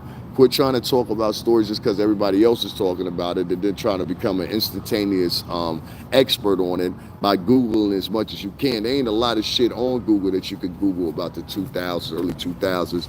Half of this shit that y'all purported or whatever, you had to be around. You see what I'm saying? You had to be around and you would see what the vibes were, and the vibes wasn't that. The whole time of my tenure at Bad Boy, the only thing I saw was people having fun. I saw a lot of people that were showing love to each other. I saw a lot of people that was having his first times of traveling, having the first times of staying in high-end hotels, having the first times of being at resorts and partying with DJ Envy and many other stars or whatever. Shout out to Big Cap. First time I met Big Cap was at the Cleveland in Miami. You know, so, you know what I'm saying? RP to Big Cap, Big Dog Pool, Pit Bulls, all that. But, this blogging thing in the wrong hands of people is just as dangerous as a microphone for a drill rapper nowadays. You understand what I'm saying? And it's going to matriculate to that sooner or later. I keep telling y'all, somebody going to get dropped on this motherfucker. I'm telling you, somebody going to get dropped off this motherfucker. I'm trying to tell you. It's way too many people doing way too much and formulating teams and shit, trying to, like, and then it's the real niggas, you know, offline that, you know, willing to get into anything. You know what I'm saying? Like, it's like, oh, man, no. I'm not talking about your people, I'm talking about mine. Like, you know what I'm saying? Like, but anyway, yeah, man, it's like, it's unfortunate. You know, yeah, it's unfortunate. That's the words. You got to watch what you're saying to people. You got to watch what you're gossiping about. You don't know how somebody goes take something when y'all gossiping about it. And a lot of y'all have a lot of jargon on your pages that could bring you in the court of law. It could bring you in a point of defamation. And I know a lot of you like to laugh things off, but when you hear certain people say things, oh, now what he talking about? Who cared? All that extra shit. That's cool. Well, tell me in my track record in the 5 years that I've been on here that I predicted something that ain't come true in regards to stuff like that. Not one fucking time I answer for you. I'm telling you, sooner or later here on YouTube, you're not going to be able to do the whole T sector thing and gossiping portfolio daily and daily in and out. You understand? You're not going to be able to do it anymore because the rules are going to be set up, and the algorithm is going to be set up. Is going to detect things like that from AI. They're integrating AI heavily into YouTube. If you've seen some of the changes now to shorts, it's AI. They'll ask you, yo, is your AI, is this video assisted by AI or whatever in this creation? So I'm just telling you, I would start making the switch from something besides gossip, because if you notice, the gossip, the gossip field on YouTube is filled to its brim. Like, you can only have so many tea whisperers and shit like that. Like, that's why I don't do tea channels, because, like, listen, okay, say something drop, right? It's a real story, right? Something drop. The story drops at like 4 o'clock in the afternoon, right? Now the story drops at 4 o'clock in the afternoon. By like 5:30, 6:30, maybe 7 o'clock, people start getting on. The first couple takers start getting on it, right? So they on the story now. So now you got 5, 6, 10, 15, 20, 25, 30, 40 podcasts. I'm talking about the ones like us that got, like, you know, tens of thousands. We talking about it, right? Now you got, that's like 40 to 50 channels that's talking in the first 20 minutes, and then in the next 40 minutes, you got now probably like 80 channels talking about the same subject. So what happens is you got a whole bunch of people talking about the same subject, and that's how the T fucking network works. That's how the T sector works. So however you want to fucking call that lollipop shit, that's how it works. A whole bunch of niggas talking about the same shit, black and Latin alike, at the same fucking time, and it's boring. It's boring. It's boring. It doesn't have any originality. That's why yesterday, if you notice, I was down there, and you notice everybody did the same routine. They had the camera pointed on the courtroom. They would moderately come in. I saw some feeds that were almost like 5-6 hours long. Shout out to Associated Press. You know, my buddies over there, whatever. Shout out to him. And shout out to the guys over at Fox. I ain't never had a problem with none of the guys over at Fox. The guys are assholes, some CBS motherfuckers. I don't like them motherfuckers. They're all assholes over there. They're like the most pretentious motherfuckers I've ever met in my life. But you know, all them people that was out there, I don't mean like I hate CBS either. I'm just talking about some of the motherfuckers that work for y'all. They be a little too passive aggressive for me. You know what I'm saying? Like they be like the last ones to figure something out. You know, like somebody will be like, yo, there goes so and so. And they'll be the last one to hear it, but be the most aggressive to get to the motherfucker. I'll be like, yo, what the fuck is this shit about? Like, you know what I mean? That's why I don't use big cameras. I'm trying to tell you, big camera's a curse. Don't get no big camera where you can do the job with your cell phone. Just get out. You better off investing in a high-end cell phone nowadays, because they have all these filters. I have extra lenses for my shit, and my shit is the S24. I got 4 cameras on this motherfucker, man. Listen, the zoom is so good. Go test and look it up for yourself. I show people on here, I can zoom to the moon, dog. Like, you know what I mean? You can't do that with a DSLR. So, you know, I did the DSLR thing by an hour and a half. I'm telling any of y'all that gonna start filming. If you're gonna film, you filming videos, get a DSLR. 4K, 120 frames. All right, make sure it's mandatory, 120 frames. If you gonna get, or 8K if you can get it, you know what I'm saying? But 4K mandatory. My phone does that. It does 4K at 120. Same as what's the name? I can change the shutter, I can change the color, I can change the balance. Everything, almost everything except for maybe 3 or 4 things I could do with my Canon. I could have done with my Canon, I could do with this phone. And those 4 things, I didn't even use them. And I can use them out there in post. You know, so if I want to correct the color on site or whatever, well, I can do with the photos on my phone, but I can't do with the video yet. But you can do this thing with AI, but it takes up a lot of space. Like, it's like almost 3 gigabytes. Anyway, all right, forget all that tech shit. Anyway, listen. So y'all start paying attention to these vloggers that y'all listening to. A lot of these vloggers, man, don't have no insight. They ain't putting in no work. For me and us up in New York City, tri-state, if you're putting in work, you got to do it by foot, man. And sitting up in your bedroom or your kitchen with these bedroom bullies. That's what I'm start calling them. Bedroom bullies and kitchen Catherines. You understand what I'm saying? The bedroom bullies and kitchen Keishas. Keisha Kitchen. We're going to find something for him. You know what I'm saying? Him and Keisha Kitchen. You know what I'm saying? These motherfuckers got to come to a halt, man. This shit is crazy out here with these cornball ass niggas. Funny shit. They telling people, don't donate to the people that are really on scene and really doing the work. Donate to the motherfuckers that's not doing nothing. to the motherfuckers that's not doing nothing. That's what they'll tell you. Donate to the niggas sitting in this room. So I'm asking everybody today, make sure y'all hit up the Cash App. We're gonna keep things moving, or whatever the case may be. You know what I'm saying? But I appreciate if y'all right now would hit up that Cash App, $STRINGERBELL80 for my efforts. I've covered every last one of these cases in person, and y'all donating hundreds of dollars to people sitting in their bedroom. So I'm just saying, just use a common sense. You know what I mean? Now, I'm going to address something else that somebody asked me to address real quick because it seemed to have bothered them. So I'm going to address it right now for you or whatever, so you can feel kind of, content with my answer. This is what I want to express to you. My experience with African Americans is very different than a lot of y'all. And I think what you guys try to do a lot of the times is you try to match in my experience with your experience. But my experience is very different than your experience. And I know a lot of other people that look like me, that their experience is unlike yours too. That's not an insult. This is what I'm saying. So what happens is some people, because of their atmosphere and their experience thus far in life, because you're only a sub-ton of your life's experiences. Your life has not been like mine. You understand what I'm saying? My life has not been like yours, so we think on different plateaus. The mistake that you make is you presume that I think just like you. You understand what I'm saying? And that becomes a conflict. And so since obviously I don't think like you, if you thought like me, you would have made the same moves that I made. You understand what I'm saying? So it goes to comprehend this. These people that are online and they talking about this case right now, they doing it and they talking jargon and regurgitating most of all of it. I haven't seen them introduce anything new to the conversation. At least yesterday, even beyond the major media was down there. My point was they were silent, just pointing at the court door. The whole time I spent the time sitting there reading what was actually going on in the court. It was paraphrased quite a bit. But thanks to my buddy up in there for, you know what I'm saying, pretty much playing the stenographer in the federal courthouses.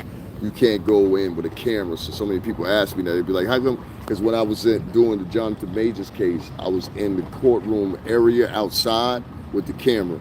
But you can't go inside with the camera. You know what I'm saying? So if you go inside and sit, which I did also, you can't go in the courtroom itself with the camera, if that makes any sense. But federal courtrooms, you can't go in the lobby with a camera. You can't go in the courtroom with a camera. You can't go to the bathroom with a camera. You understand me? So that's why, if anybody asks me that question, that's why. Let me see if anybody donates, support the cause, whatever, real quick.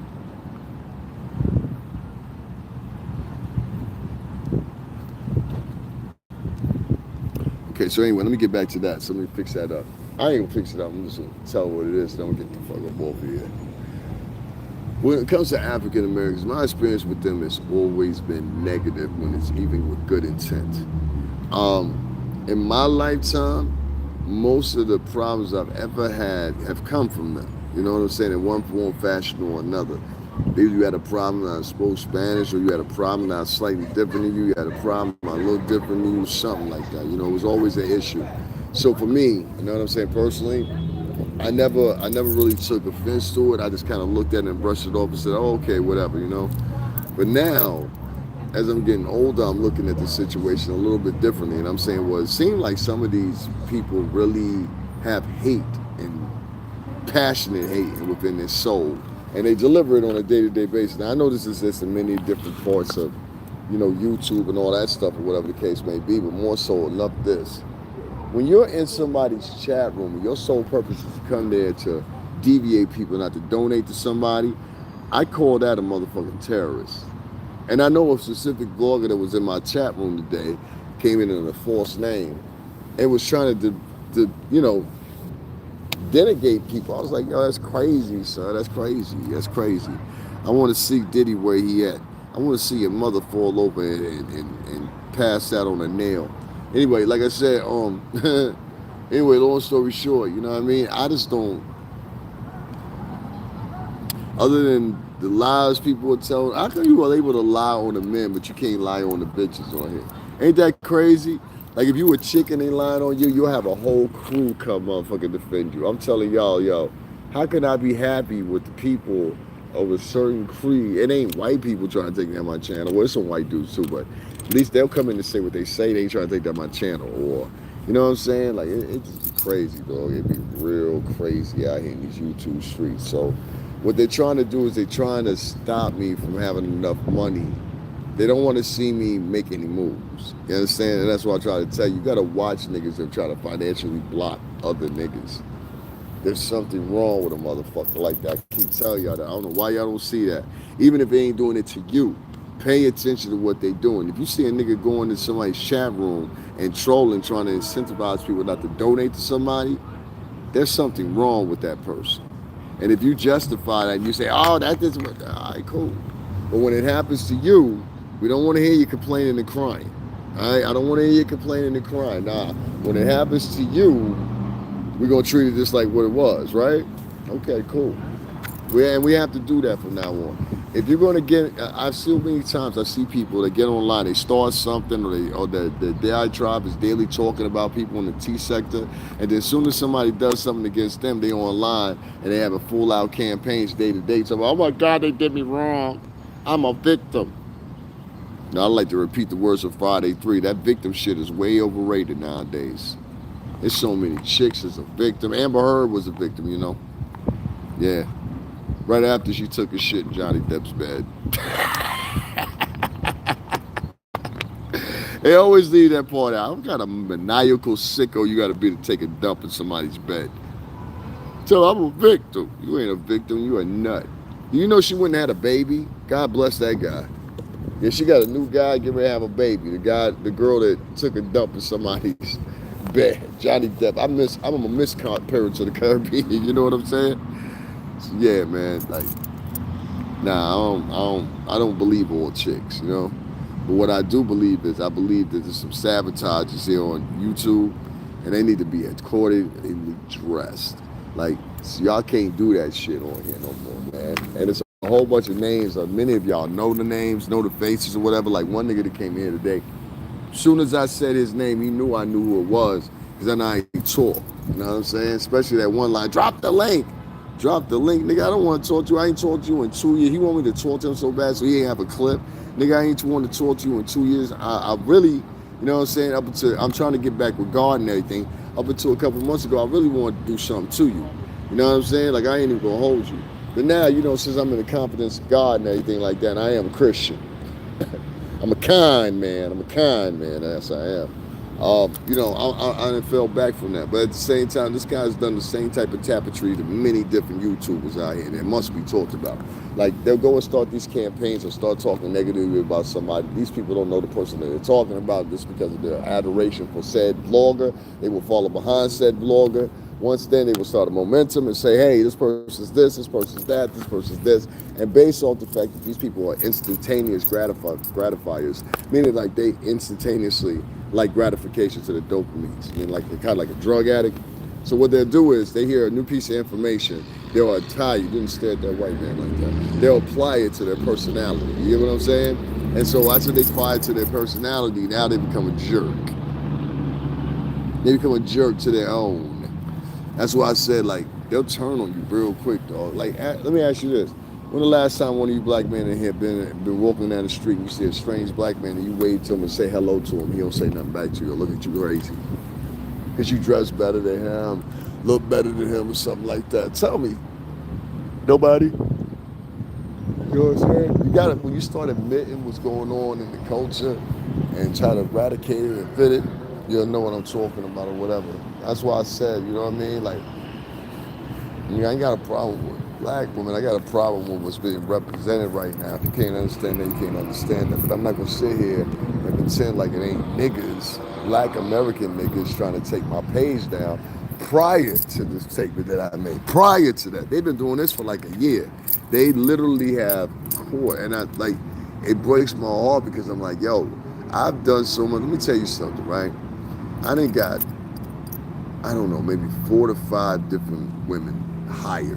You know what I'm saying? One working at a job right now to turn around and act like she didn't even know me when I needed her help. You know what I'm saying? Yeah. When I was fucked up during the pandemic, I had women on my channel cracking jokes and making fun of me. Same way they do now. And I was like, these are women of color doing this? And it confused me. It made me want to sit back and kind of look at the situation differently and say, okay, these women I'm formerly calling sisters and shit like that, I don't think there's so much sisters anymore. I think they're at a different trajectory now. And a lot of people don't understand this. They sit back and they say, oh, well, no, that's the sisters. They're not your sisters. These bitches will kill you. You understand what I'm saying? I'm gonna keep telling that to men. Be careful. These chicks are violent. And they think there won't be any repercussions if they do something to you, so they're quick to do something to you. And I keep telling these guys, I'm like, yo, listen, be careful when you're dating nowadays. Especially, a lot of these girls are into deviant, weirdo stuff. And I see so many stories of guys like now, we never talk about these stories. Guys getting hit by cars. The girlfriend, she's, elated about something, so she turns around and kills them. Hell, SZA wrote a song talking about, I might kill my ex. Y'all remember that? So let's not say and act like this subject doesn't exist. I think, and it exists no matter what race the girls are, they've all been tainted, whether it's Kim Kardashian or whoever doing the taint. I think, honestly, we need to take a skew and a look at this and maybe try to switch what's being branded as music nowadays. I don't think, the sexy riot bitches and all that. I don't want to emulate. If I was my daughter, I'd be like, why the fuck you want to emulate a bitch that had an STD? Fuck is wrong with you? Now you better take your ass to class and shut the fuck up. Give me the CD, man. Matter of fact, give me your whole shit. You know what I'm saying? I'm gonna delete the music player on your phone too.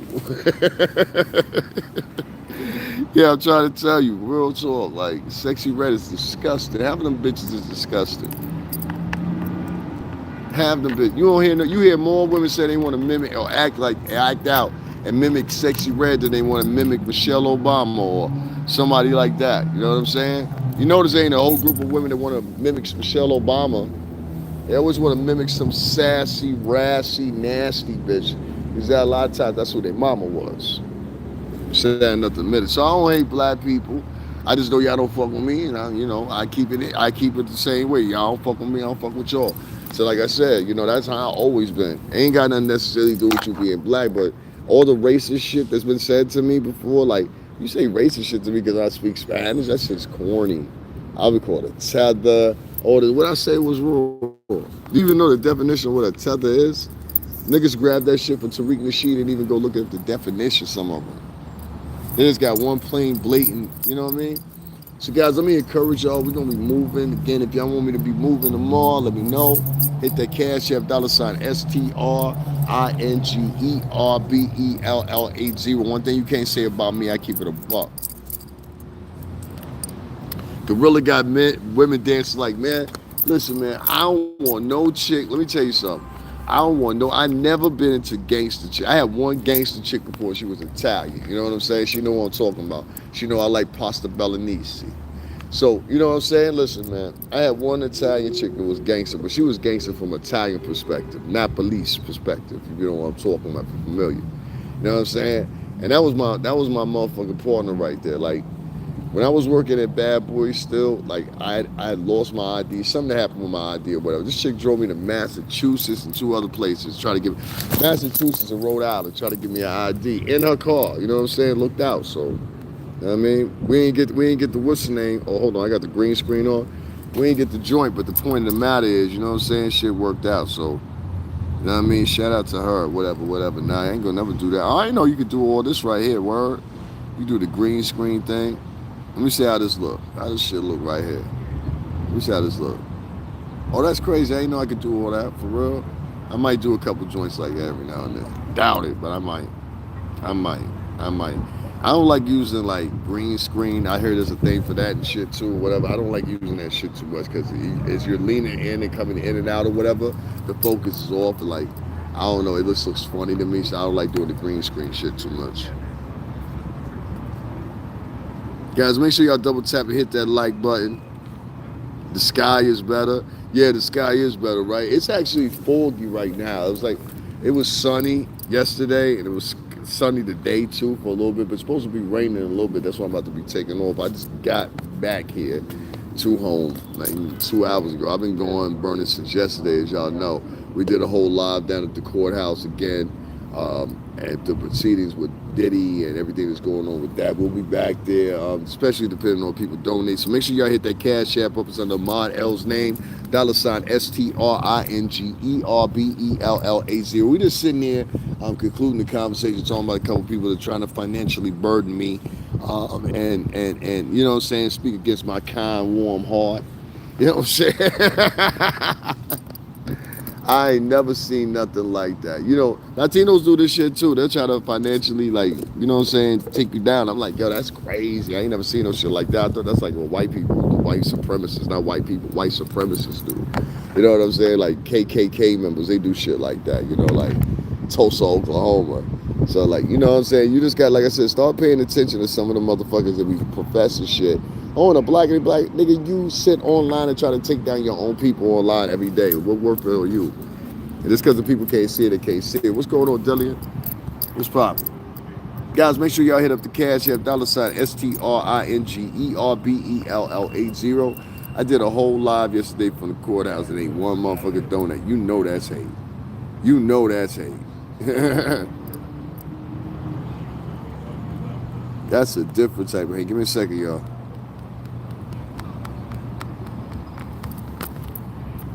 That's a different type of hate that exists from a dark place. Okay, we got over, like, we need to have 2 times more the likes and, you know, too. So y'all can't double tap the screen and hit the like button? Y'all can't do that either? I definitely got to go in YouTube Studio because this is, like, messing me up. Okay, so basically I got somebody that shares my live when I go live, and they share it to their audience or whatever, and their audience kind of just sits idle in my chat or whatever the case may be. And they do that for no reason. Watch this shit right here. Watch this. This is what I talk about, the mental behavior. That's what I talk about right there. Every time I get a black American woman to waltz past me, she wants to do some slave hymn, like she's putting some kind of spell on somebody or some shit. Isn't that weird? Like, I've noticed that shit a million times. Some bitches are losing their fucking minds, dog. I don't give a fuck what nobody says. Like, they have projected behavior they use amongst their own men. People that look like their sons and shit like that. It's like they want to punish them or some shit like that. Lady, I'm not your fucking son. If my mother saw that shit, she would. And my mother's not like you. That's the other thing too. Your mama, my mother would never speak like you. You understand what I'm saying? Like, never. Don't ever put yourself in that same. Your mama don't even have an office, but you'll have women like this online that will do that shit. That's why I say, like, I'm real cautious as far as, like, holding up shit to a higher elk when it comes to the culture or whatever. Now, y'all peep that shit for yourself. That lady waited till she got right in front of me, and all of a sudden she want to start slave humming.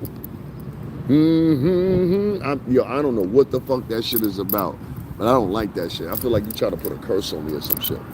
You know what I'm saying? Like, what are you slave humming for in 2025? Like, seriously, I've had like 1 million black folks do it. It's really a way of them showing they don't like you. You know what I'm saying? He think him better than us, that shit. Yes, I do. I'm not like you. Fuck you. You know what I'm saying? The only thing we share in common is a shade. That's it. No, it just like okay, so there's this thing that black chicks do that I've been noticing lately. Like, it's like really mentally ill. It's not all black chicks, but it's a lot of black chicks and Latin chicks do the shit. Some white chicks do it too, but I mostly see black and Latin chicks do it. They'll wait till they get like a couple feet in front of you, and then like they'll start talking loud on the cell phone. But previous to that, you'll see if you coherent enough. This bitch wasn't talking to nobody. That's a fucking mental problem. That means you got some type of Oedipus fraction in your mind that douses you in low self-esteem. The slave humming. That's what I call slave humming. You never peeped that shit? Nobody? With an old black dude, or older black woman, or you could tell they ain't never did shit in life. Oh man, stay away from them. Cross the street from them motherfuckers. You know, y'all know what I'm talking about? Big nigga and crazy bitch. Cross the street from them motherfuckers. Big nigga and crazy bitch. Keisha. Cross the street from them motherfuckers. Or Paul White Trash Tom. Trash. No, I don't. Not really. Not really. Why would you even ask me some shit like that? Why we even? I don't like you. I definitely don't like you. I don't like anybody to come in and talk and got some shit to my shot. That's one of them sucker niggas that don't want to put any work in. What he does is he goes to people's chat rooms and he just leaves comments hoping that somebody will look for him. That's why your channel ain't grown.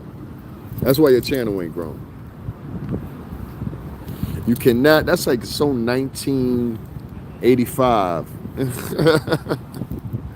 How many? Yeah, he got 3 months. He got 7 subscribers. He's trying to build his channel up. But yeah, you got this thing, man. But I've seen where like I'll have black chicks. They'll walk in front of me and they'll start talking at the top of their lungs, like they're not saying nothing. And just all of a sudden they'll just start having these conversations. I'm like, where the fuck did the conversation come from? A ghost that I imaginally didn't see or some shit? Like it's really some mental shit. And then I started seeing it's really based in low self-esteem. A lot of these girls ain't like guys. Like guys, I can throw on some sweatpants, go out, and I go to the bar. I guarantee I'm gonna bag at least 2 or 3 broads. Chicks, the way they fucking compete, I know, because I got sisters. Yo, trust me, these bitches are vicious. Like, trust me when I tell you, these bitches is vicious. A bitch will be like, I'll cut your fucking hair off if you wear that dress again. Shit like that. Women are mean as fuck to each other. I've seen it with my own 2 eyes. And like, if you ask any real chicks, she's gonna tell you the same thing. I don't fuck with no bitches like that. You know what I'm saying? Because they're mean. Now, not all women are mean, but they have mean-spirited women in all cultures. All of them. I don't care what nobody say. Guys, make sure y'all double tap the screen, hit the like button, hit the like button for me. I appreciate it. Dude came in here and said, what's my thoughts on the Asian community? What the fuck is my thoughts supposed to be on the Asian community? I was just eating Chinese food the other day. What the fuck? I love them niggas. Like, what the fuck? You know what I'm saying? Like, I hate people to come in here and try to race bait and shit. What's my thoughts on the Asian community? Fuck's supposed to be my thoughts on the Asian community? I fuck with them niggas. You know what I'm saying? I've been eating Chinese food for years. You know what I'm saying? Who in the chat don't fuck with Chinese people? Like, that's what I want to know. Shit. Some of y'all motherfuckers on the phone right now. Yeah, let me get a number 9 with duck sauce. Hello. Oh, throw me in 3 egg rolls and a wonton. Yeah, soy sauce. Lots of soy sauce. Come on, man. Don't write nothing like that in my chat. Nah, man. Don't write nothing like that in my chat. Talking about, yo, what are my thoughts on the Asian community? What the fuck kind of question is that? Nah, I fuck with Asians. All Asians fuck with everybody, but I fuck with Asian niggas, man. Shit. You know what I'm saying? Yeah, man. Yeah, man. What's going on, y'all? I'm tired, man. I ain't slept yet, nothing. I'm just grinding, man, trying to get my paper up. I got to work extra harder than these niggas in their bedrooms. You know, they don't like me. I talk too importantly blank to the masses. They don't like it. All right, so y'all done spoke, man. Shout out to the haters that came and checked me out. I appreciate y'all. You know what I'm saying? Y'all keep on sharing my link to your, you know, hater nation. You know, y'all hated more, bitch. It's all good. You know what I'm saying? But make sure y'all remember this. And as I say this, let me get this real quick. Make sure y'all remember this. Now y'all see the power of how these motherfuckers don't even want to, you know, celebrate the God. So, yeah, we're going to be down there. We just, like I said, we ain't going to do it on this channel. Fuck this channel, bro. I got to be like that. I got to be like, fuck this channel now. This channel ain't coming through. I spent over, you know what I'm saying, a couple of dollars. I'll say for the part that I feel like my crowd could have helped me out on. Not the whole trip, because I went, you know what I'm saying, moved around the city, but, you know what I'm saying, it's just apparent to me that the black community wants you to, like, basically get on your hands and knees and put your whole tongue in their ass. I'm not doing that, especially when I've been victim. I've been victim since the pandemic. I had black women making fun of me during the pandemic, dog. That shit, I would never forget that till the day I died. They were making fun of me in the chat room. They thought it was funny. During the fucking pandemic, New York City, one of the worst hit by the pandemic, bitch was laughing. So now, I don't know, man. I don't know. But we good. We're going to be good. We're going to be good. So we won't probably be covering tomorrow because it hasn't been any financial help. And evidently, they like to watch my lives but don't want to.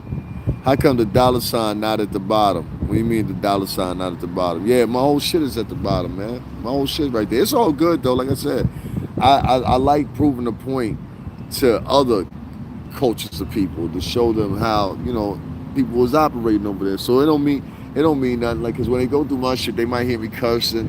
They might hear me saying whatever. You're not going to hear it. You're not going to hear it. Nah.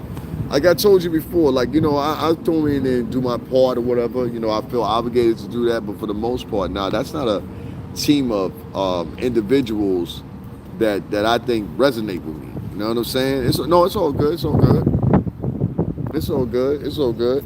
Like I said, pay attention. Niggas is sitting in their room gossiping is making more dollars than the nigga that's actually there on scene. That don't sound kind of weird to you? You have niggas coming into my chat room every time that I go live, sitting up here talking about don't donate to me, this, that, and under the third or whatever. That's a planned hit. And I don't do that to other people. The only reason they doing it because they don't like Puff. I had a bitch come online talking like, he's a Diddy loyalist. I said, what the fuck does that even mean? This bitch sound like she was in a soap opera or something. So like, you know what I'm saying? It's all good. I don't be caring no more. I know how that crowd over there they move. You know what I'm saying?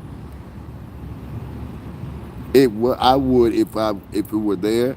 I don't know what that means, but it's all good. Nah, I keep not that I hate anybody. Like let me clarify that I don't hate black people or nothing like that. I don't think you work in the best service of what I'm trying to accomplish. Is that cool? Is that cool? You know what I'm saying? Like I'm trying to get financially up too, and it seems like the only people that y'all want financially up is people that lie. I noticed that the people that lie are the ones that get the most support financially here. I also noticed that the people that have the most, what do you call it, tea and the gossip or whatever, I don't do that. I just actually go to the location and do the work like it's supposed to, like I was at the courtroom yesterday and several times before that. So, you know what I'm saying? Like, I watched back a couple other people's lives. Some of them did the exact same thing I did and had hundreds of dollars coming in.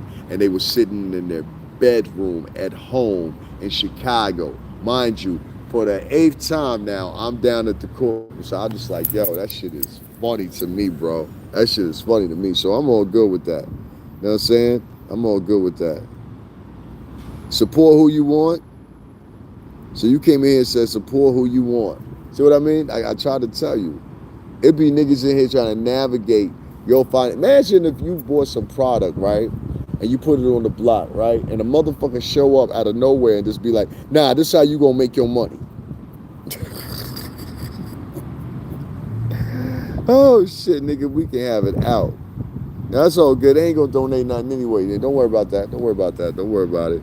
Don't worry about it. These people, they gonna be who they gonna be, dog. They gonna be who they gonna be. I appreciate you, though, sweet Susie. Now, they gonna be who they gonna be. These are mean people. They like to, one thing I've seen is they like to see people suffer. They take have you ever noticed that a lot of black Americans, I can talk about it, not my supporters, you know what I mean? Have you ever noticed they love seeing people's demise? It almost makes them happy. I've noticed that many of times. Like every time somebody's getting ready to go down, even like with this Diddy shit, they love to see somebody's demise. And as long as you got people like that, you don't believe me? Just go watch the chat tab. What do you call that shit? T channels. You'll see it for yourself. They love to see people's demise. Somebody's going down, they get into that shit. It's funny. Anyway, man, it's all good, man. We don't need no support, man. We will not be, so, plus it's going to rain tomorrow anyway, so it doesn't matter. So we won't be going live today. I'm going to go home and get some sleep because I'm tired. I've been out since yesterday. I work for my money. Well, no money because, like I said, African-American people, they only got money for bitches. Oh my God, I'm sorry, I ain't never seen such a bitch ran culture in my life. No men group in the world lets bitches lead them. But black Americans, that shit is funny as hell. So yeah, that's the narrative. Basically, all the girls have told the other girls, don't donate to men of color specifically. So just to let y'all know, there's an ingoing gender war that black women have initiated in the spectrum of here on YouTube to try to encourage you not to donate to men of color and only donate to women of color in some type of quasi-lesbian quadrant of the sisterhoods of big backs of America. You know what I'm saying? Like, have you ever noticed most of the women that be online talking shit, they always ugly or fat or mal-shaped or some shit? I noticed that. I don't know about y'all. You know what I'm saying? Most of the chicks you hear talking feminism and all that shit, they ugly as a motherfucker. Part of the unfuckables.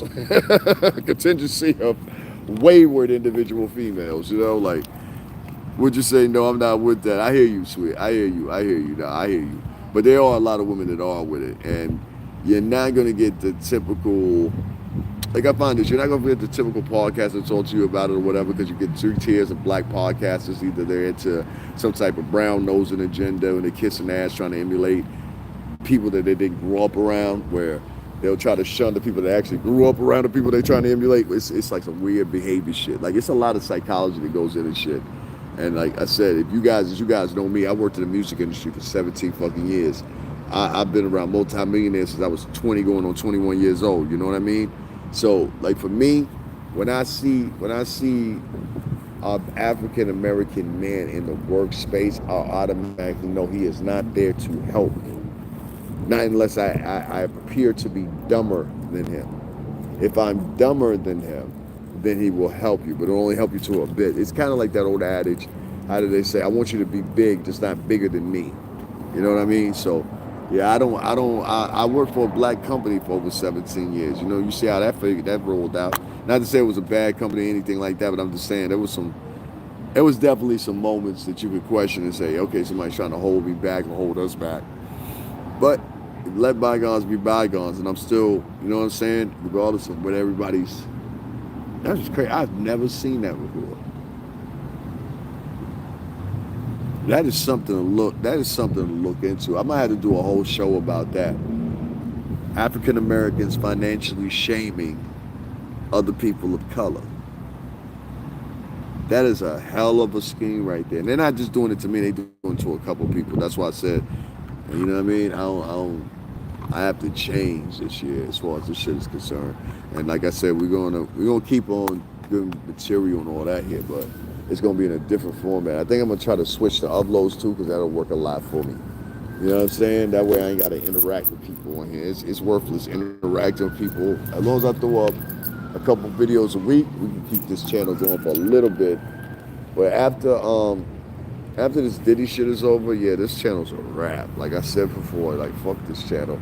I need to dump this channel. This channel's got bad memories on it. It's got a whole bunch of, like, fake followers and shit. Like, when I mean fake followers, I mean, like, people that are, like, literally fake profiles. You know what I'm saying? So I'm not trying to diss anybody or nothing like that. Have your opinion or whatever. I'm going to keep with my opinion. I see who these people are nowadays. And somebody wrote in my chat room, you diss black people and now you want their help. Let me tell you something. There's never, ever a time, and this is where y'all get with these ultimatums and shit. There's never should be a time ever, ever that you sit back and you say to yourself, right, I'm not going to invite somebody back to the culture, help them out. Y'all done had bitches say the terriblest of things. Bitches done lied on this motherfucker. And y'all give them bitches a second, third, fourth, fifth, sixth chance, pay for them up and everything like that. So that's why I said the black American culture is very bitch-centric. They take care of their bitches. So if you ain't a bitch, my best advice to you in that culture is to realize you on your own, G. Realize you on your own. So unfortunately, for people to see this on the playback, due to people not wanting to donate to the cause, I'm not spending my motherfucking money. I spent my money yesterday. Nobody wanted to, indulge with us. We're going to say fuck it for the more. You know what I mean? I'm going to walk a little bit with y'all. I ain't mad at nobody, though. Just fuck it. I'm not spending my money again. There's no reason why. Like, that's just straight hate, son. You know what I'm saying? Like, and that's why I told you, that's what's offered by many African Americans, hate. Y'all think these little jargons and these things they be doing in these chat rooms is condensed with love. It's not condensed with love, it's condensed with hate. These people hate each other. You know what I'm saying? Especially the men. Oh, the men hate the men more than anything. The men hate the men more than anything. But the men, or the women, hate the men. Oh, man. I've heard this shit like 4 or 5 times. They're like, I don't know, they're kind of like lesbians in a way. Like, I don't know. To me, I ain't never seen so many women just want to be next to each other and shit. You know what I'm saying? Isn't that kind of lesbian? To me, it is. Like, you get a group of women, all the women, they just want to be, you know, I'm only advocating for Bridget, you know what I'm saying? We're only going to help women. I'm like, man, y'all, and these are bitches y'all want to have kids by? Fuck that shit. I'm good, son. I'm good with that shit. Fuck that. You have to be literally a fool to do that. And I tell you why. If the women, if you have a son, right, and the bulk of the women, black women, don't even like black men. You know what I'm saying? This is the truth. Even other black, I got a black woman right now that even said the same thing. I'm gonna post that clip on them. They don't want you. Ask the younger boys. I tell you, at high school, there's a big epidemic with the young girls only want to date white dudes and black dudes. Go look it up. You'll see what I'm talking about. It's jargon they talk about. I look on these psychiatrists' pages and shit like that. It's a real deal. In a lot of the rural areas in America, the little black girls and the little Latin girls, they don't want to date a black and Latin dude. They want to date a white dude. This is real talk. You know, you go check it out. I don't care. So I'm stuck, man. I'm stuck right now with y'all niggas. Why am I going this way? I was supposed to be doing something totally different, too. Motherfucker. I was supposed to be going somewhere totally different. That's my shit right there, too. Oh, no, no. Yeah, I mean, I'm just keeping it a buck with you. The black chicks, they don't want to date you, fellas. So if you think they do, you keep on thinking that if you want to, but the majority of them, they get the chance to dish you for a Brad or a Mario. That's what they're gonna do. They even do. I've seen the bitches, like bitches do a lot this with me. I ain't trying to toot my horn. I'm not a nigga that walk into a room and it's gonna get ignored. Trust me. You know what I'm saying? It's gonna be some chick talking to me in a few minutes. I'm gonna talk to her. So, like, you know what I'm saying? That's how I always move. You know what I'm saying? Like, listen, it's crazy to me that I've had several times in life now where a chick will literally, you know what I'm saying? Yeah. I mean, like, literally walk up with her white boyfriend and try to flaunt in my face. And a lot of times these bitches be ugly. No, it is true. It is true. It is true. It's very true. Listen, there's a psychiatrist daily. There's many articles out about it. Little black girls are not wanting to date black boys. You can say it's not true if you want to, but it's very true. And a lot of black women are out here. I know several black women, Susie, with pages right here. I want you to go check out Cynthia G. I mentioned her before. Cynthia G bought a house behind advocating that you should exclusively, and I do mean exclusively, abort black male babies. You don't believe me? She got kicked off of YouTube, got put back on YouTube because it got advocated by a black man who some people will say he's part of the LGBTQ. I'm not sure. You know what I'm saying? But that's what happened. You know what I mean? And there's other women on here. There's what's the other bitch's name? The drizzle bitch.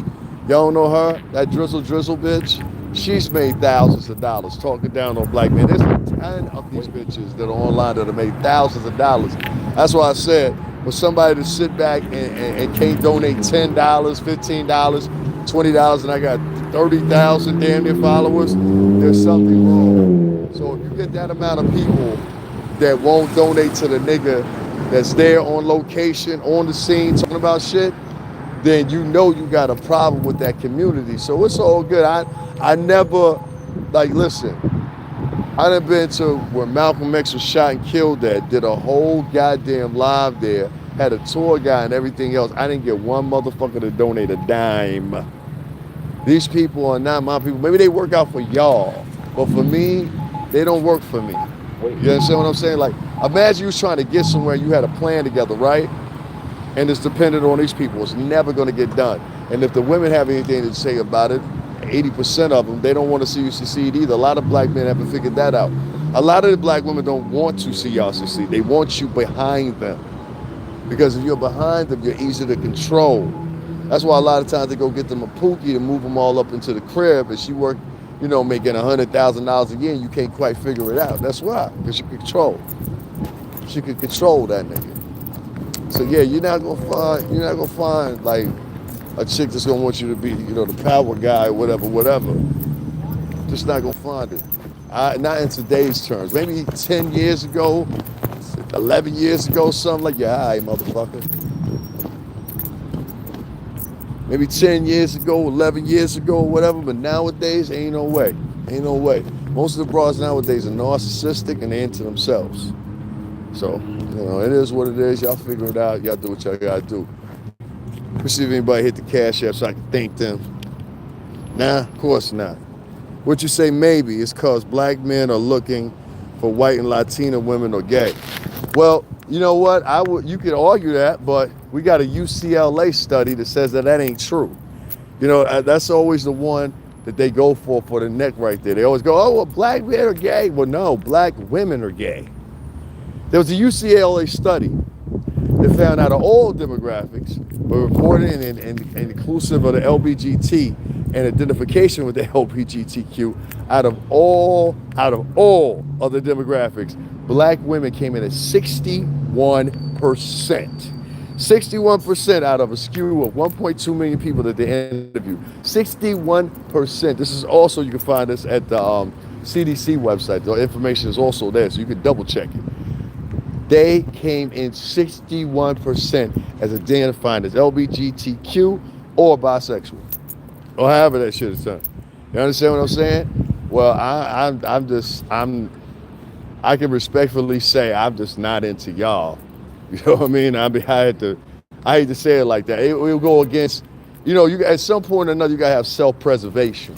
You know what I mean? And it's evident that if these group of women, I can't keep embracing a group of women to protect. I didn't protect the black women on here, but unilaterally, it seems like you chicks, like when y'all started getting on the attack mode, y'all attack everybody, and I don't do that. I go out to individual people, whatever. So when you have a preponderance of that on time after time, you have to sooner or later stop fucking with them. Like at this point, if I see one of you getting robbed or something like that, I'm not going to help you. I'm letting you know. You know what I'm saying? I'm not going to help you, because if I help you, I could be possibly put myself in danger or anything else or whatever for somebody that literally they're not going to appreciate it. Hold the door open for a black American woman in 2020 and be a man of color. See what type of response you get. Anybody got a story about that? What happens when you do that? You can't even be chivalrous with them, yet instead they want you to treat them like they're these exalted queens. And really that has to do with a lot of low self-esteem, to be honest with you. A lot of these bitches, I see straight up 2s and 3s with hard makeup on talking about they some motherfucker, what's her name? Mama, let's get back to Diddy. Nah, I'm not getting back to Diddy, because that has to do with black bitches bringing Diddy into the courtroom. It's a black bitch right now. Like, if you really want to be technical about it, they do a whole bunch of fuck nigga shit and they try to navigate conversations. This is white woman that was online and she has a piece of tape put over her mouth. And she said, this is what you should do when black women are talking. You know what I'm saying? Like, y'all motherfuckers don't support me. You know what I'm saying? Y'all support other women. So that's why I say, when I read that demographics from UCLA, and they say 61% of African American women identify with the LGBTQ, you always see these women in videos grabbing each other, kissing each other, smooching on each other, whatever. You always see black women shaking ass on Instagram or whatever the case may be. All right, cool. That's what you rock with. That's what you rock with. But what I'm saying is, that's not the demographic on here that's for me, because that's not. These are people that have a protest based on something that I'm saying and aligning myself with. Why would I side myself with that group of women? Fuck them. Fuck them. At this point, if you don't say fuck them, you are in danger for yourself. Because this is someone, even if you came to the defense to save their life, they will give you less gratitude than any other man around you based on the way that their mentality works. They have a servitude mentality. You cannot do business. You cannot that's why I even tell you about black men doing business with other black men. Other Latinos know this. Listen, don't do no business with a weak black man. Another guy that's easy to take orders. I don't like no motherfuckers easy to take orders. We worked for Puff for 17 years. That's one thing he taught us. Don't be easy to take orders all the time. It might not be in your best interest. In fact, most real employers look for a motherfucker that won't take the bad stuff, doing everything that he's told, and innovate. As long as the innovation is to something good. Well, you don't have to come in no more. You don't have to come in no more. Matter of fact, I'll help you out. Peace, girl. Peace. You don't have to come in no more. That bitch been in my chat room talking for the past 4 days. 4 days been talking in my chat room. Every time I say, yo, hit the cash app up or whatever, she got some excuse or whatever. Bitch, get your broke ass out my motherfucking chat room writing all kinds of shit. I ain't asked you for your motherfucking opinion.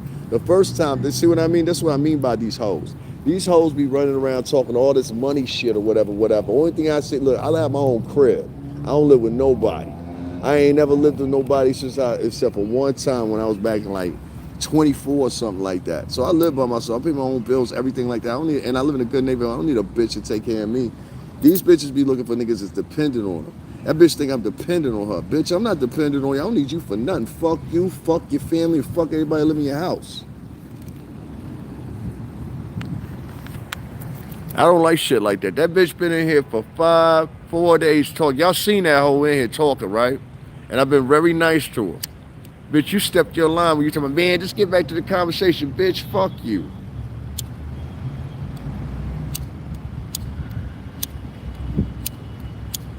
I told you, I don't give a fuck about that subscriber shit. Y'all motherfuckers are strangers. That's the pivot of the matrix y'all live in. Y'all think everybody here is friends. These ain't your motherfucking friends. These is fucking strangers. I don't know that bitch. Fuck that bitch. My sister would have said fuck that bitch based on her behavior. You tried to circumnavigate my conversation for what you wanted to listen to, and they donated and contributed a dime and had 2 shows now at the courthouse. You understand what I'm saying? Yo, you ever notice her excuse is the same thing? I ain't got no money right now. I especially don't want no broke bitches here. You know the broke bitch come to the bar with $20 and want everybody in every man in the bar to buy a drink for the rest of the night. Nah, bitch, I ain't that guy. My tab $45, not $145. This bitch is drunk more than you drunk.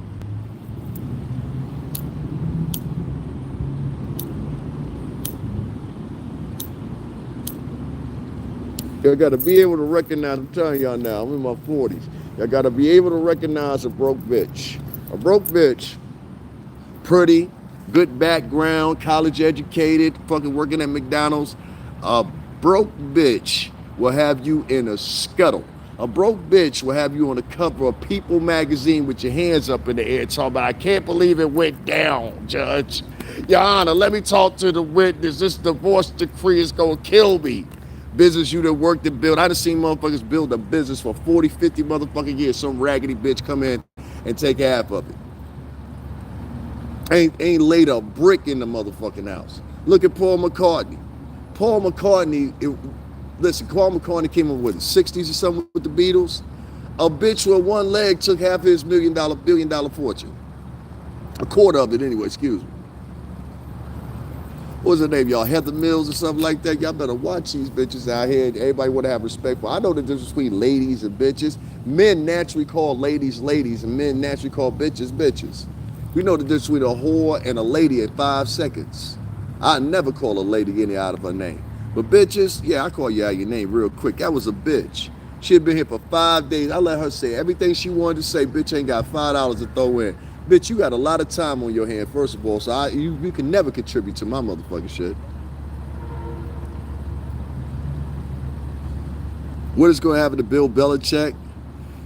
I don't know what's going to happen to Bill Belichick. I guess the same thing that happened to all 72-year-old motherfuckers who want a 23-year-old girlfriend. He gonna get got.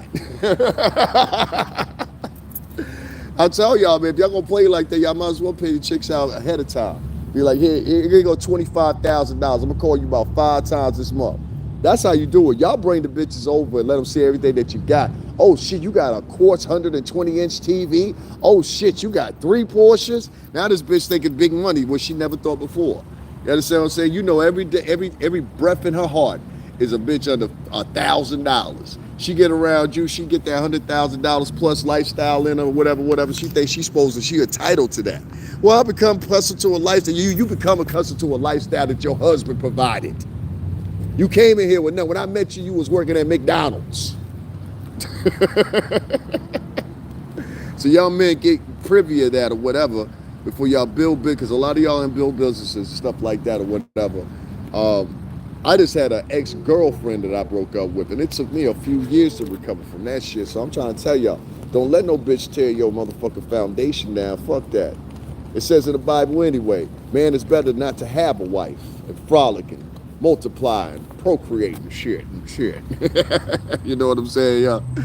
Is it going to happen to Bill Belichick? So that's my answer for Bill Belichick. Bill Belichick, 72 years old. He's still out here trying to sling D. You got to pay for it. You know what I'm saying? You could be a 72-year-old man in shape and not have to pay for it, but you a 72-year-old man out of shape. You got to pay for that. You understand what I'm saying? And that broad, she going to say whatever the fuck she want to say, because this is her superstar moment. What do you think you'll get from a 23-year-old chick? Yeah, 23-year-old Vijay, I'm pretty sure is good. But the problems that come with 23-year-old Vijay ain't good.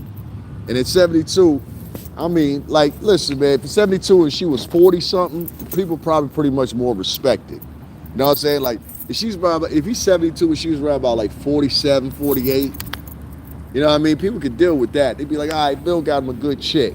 But you got this loudmouth, want to be a hip hop star on the internet, 23-year-old girlfriend with Bill Belichick. And now you got Bill Belichick's son's daughter chiming in. You know what I'm saying? And I'd rather it happen like that. I'm glad Bill Belichick's daughter-in-law came in and checked the situation. She was like, hold up, ho. We see what you try to do. You ain't gonna Pamela Anderson this motherfucker. You know what I'm saying? You ain't about to Pamela Anderson this motherfucking house. Hold up, ho. That's why I told you, like, y'all gotta watch these chicks. A lot of these chicks out here now, they living in desperate. I heard a report that I don't know how many women nowadays are facing foreclosure or eviction. So fellas, they coming home. The only thing is they coming home for it because they ain't got no place to stay. Go ahead and pull out that sleeper couch over there in the extra room. Help her out, rent it to her like an Airbnb. Help out your ex-girlfriends. I'm dead serious. Go look and you'll see. I don't ever lie about demographics. I grew up in the music industry having to pay attention to demographics. A vagina is worth the dumb man is willing to pay for it. I will agree with that. He said the vajay is only worth it to it. Because I see, man, some men, like, it depends on what type of guy you are, too. Like, a lot of guys, when they get a lot of money, previous to that, they never had vajay before. Like, they get vajay every now and then. They really wasn't a vajay man. So, since they wasn't a vajay man, they don't know what to watch for. You know what I'm saying? Like, okay, I know when I go to the bar, I already anticipate there's going to be 4 chicks in there. Out of the 4 chicks, it's probably going to be 1 or 2 of them that I really want to talk to like that. And I can guarantee you, both of them bitches going to ask me for a drink. They're going to ask me for at least 2 or 3 drinks because they ain't got no money. Most of these bras come to the bar with $20 in their pocket. You remember that shit? And just remember, I'm talking to a bitch that got $20 in her pocket. Just assume that. Just assume that. Trust me when I tell you, you'll save a lot of time. You won't be mad at the end of the night. Yo, I bought her 20 drinks, son. I only had 2. Nah, just trust me. Just take it in stride and say, this shit came to the bar with $20. It's safer to do that. Because even if she got more than $20, she only intended to spend your money, not her money. So y'all don't be prepared for that. So listen, if you want to mingle at the bar, fellas, you need to bring at least an extra $120 on top of whatever you gonna drink. That way you can wave around, you can talk to a couple of chicks. Trust me, I done did this in Miami as well. If you really want to be in that type of environment to get you a girlfriend versus, going somewhere decent and find one. For y'all players and pimps and all y'all motherfuckers want to be like that. If you want to go to the bar and be successful, you got to have at least a minimum $120 in your pocket for her drinks or their drinks. You understand what I'm saying? You drink daddy. And if shit don't work out by the second conversation, move on. You know what I'm saying? Because of the day standards is different. So I'm talking to the men that's like, 20-something, 30-something, whatever. You know what I'm saying? In my range, 40-something. I'm trying to put y'all on. Like, there's 2 different types of elks of women that's at the bar. There's women that's at the bar and they got some bread in their pocket. They got a career and everything like that. But most of the time in the bar, because women like that ain't really got time to be at the bar frequently. So most of the time at the bars and the taverns and shit like that, you get bum bitches. I know it's harsh that I say it like that, women, but it is. That's a bitch that came to the bar with $20 in her pocket. And she expects you to buy everything else. So that's why I said, make sure if you want to mingle with more than one woman in the club, all young men, bring at least $120 extra on top of whatever you was going to be drinking. That way you can have some options. That's the only way you're going to have options in that environment. Because I see a couple of y'all be right now, man, I bought this girl a couple of drinks. Nigga, you should have been there. Look at it as stocks. You might possibly take a loss. You know what I'm saying? If you pick up a woman at a bar, you're going to have a deal with trash she left in the parking lots in the past. Not necessarily. You can meet some nice women at bars. How you doing? You can meet some nice women at bars, taverns, whatever I have. I mean, I live here in Connecticut. Like in the end of Connecticut, I lived at. You had 2 choices: the Packy or the fucking local taverns. You know what I'm saying? One of the 2. We going to the Packy or we going to the tab. You know what I'm saying? One of the 2. And so we had one of our favorites. Shout out to the Galley, a couple other places out there. But excuse me, y'all. I ate some pizza early and it's still killing me. You gotta realize, man, when you go into the bar situation, and you guys are going in there and you're trying to get a girl, whatever, there might be some girls in there that are there because they're bored. They want to do meet somebody, but it might have not particularly been at the bar. You know what I'm saying? But you might end up running into them. So I won't necessarily say every chick that you meet at the bar is a bad choice. You know what I'm saying? Now, it could be a bad choice if you pick a bad chick at the bar and she's into making bad choices. You understand what I'm saying? Like, I know some women, they'll get mad at their boyfriend. They'll go out to the bar and they're handing out their number to people and stuff like that. The men start calling. Then all of a sudden when the men start calling, now they got an internal problem. You understand what I'm saying? And you put the guy at risk too, because of pure simple fact, listen, men kill each other. You understand me? Like, if you get in my way the wrong way, I'll take you the fuck out. No questions asked. You understand what I'm saying? I got the license to do it, so it's a little bit different with me. With these guys that you got that are 19, 20, 30 years old, you got nothing but testosterone in them, and they don't know how to control and make even decisions, especially when it comes to a woman. So a lot of times what you get is you get these guys and they having it out, young boys, the whole future in front of them or whatever, and they arguing over a raggedy ass bitch that live in the housing projects. And ladies, you need to start teaching your sons that shit, because there's a lot of good women that raise their kids, and even though you raise them by yourself, I will acknowledge the fact that I think you could be better rearers by letting these boys go sit with their uncles, go let them sit with their daddy, even if you hate the daddy. If the daddy's a good man, that is. Now, if the daddy's a criminal, fuck him. Because there's a lot of 50-year-old, 40-year-old, 30-year-old daddies out here still hitting the block. Trust me, I know some of you. Anyway, man, let me get up off here, man. You know what I'm saying? The support ain't there for me. Y'all keep on supporting black females, doing what y'all doing with that. Me personally, I ain't really got no smoke for that. Already. Frank, did you hit the motherfucking Cash App, man? Did you hit the Cash App? Nah? Figures. Yeah, but I had to get that bitch up out of here. I'm sorry y'all feel the kind of way, but she had to go. She had been up here for 3 days talking to my ear off, son, and I'm like, yo, you've been here for 3 days. Yesterday when I was at the trial, she was doing the same thing. She was talking in the chat room, giving her opinions. I let her rock. You know what I'm saying? I would say hit the Cash App. One time I asked, I said, yo, can you just write my Cash App so I can pin it? The bitch wouldn't even write my Cash App. But then today she's talking about, oh, I want to circumnavigate the conversation. No, you're not. Get your broke ass trying to promote yourself the fuck off my page. They see all them numbers there and they want to come in and they'll leave comments and they hope the people will follow them. Ain't nobody gonna follow you off a fucking comment, you fucking idiot. You have to be a complete idiot to think somebody's gonna follow you. You might get one person, two person to do it as a goof, but generally speaking, most people are not gonna follow. You're not gonna get the tens of thousands of followers I got doing the strategy like that. That's why a lot of you guys have been on here for 13 years, 10 years. No monetization. Listen, man, if my page being monetized, I wouldn't even do this shit. Some of y'all got enough followers to be monetized and y'all don't even set that up. So I was like, you'll be here, but this will be the same person in my chat room at like 1 o'clock in the afternoon. I know you ain't just say, how do I hit your Cash App, dog? It's right there in the bottom of the screen pen. $ STRINGERBELL80. Well, that's the other one right there. Yo, man, it's cool, bro. Like I said, I know how to do it now. I'll just do it on my other channel. We won't stream it from here, and then it is what it is, because this is becoming a joke now. I've had at least 1,000 people follow me this recently, and they're all from accounts that don't like me. Ain't that funny? That's some sicko shit. So I try to tell you, a lot of these guys that are on here are like complete sociopaths. Like, believe me when I tell you, like, if you put that much emphasis in following somebody, sharing their live every time they go live at different types, because I never have a set time when I go live, mind you that. And they just like harass you, dog. It's like, it's crazy to me. But that's what you deal with here on this app or whatever. So it is what it is. Anyway, guys. Oh, shit. Yeah, I've been going since yesterday. I am tired as hell. I know everybody looking at me like, yo, you look tired. I am tired. I got up yesterday at like 7 something so I could be down there to cover that freaking case. Y'all give me a second. I'm just standing up, stretching my legs. I was sitting down. I had to cover that case. Everybody was there at 8 o'clock. I left Connecticut around about 9 something, because you really didn't, even though they just started court at that time, everybody didn't convene into the court until later.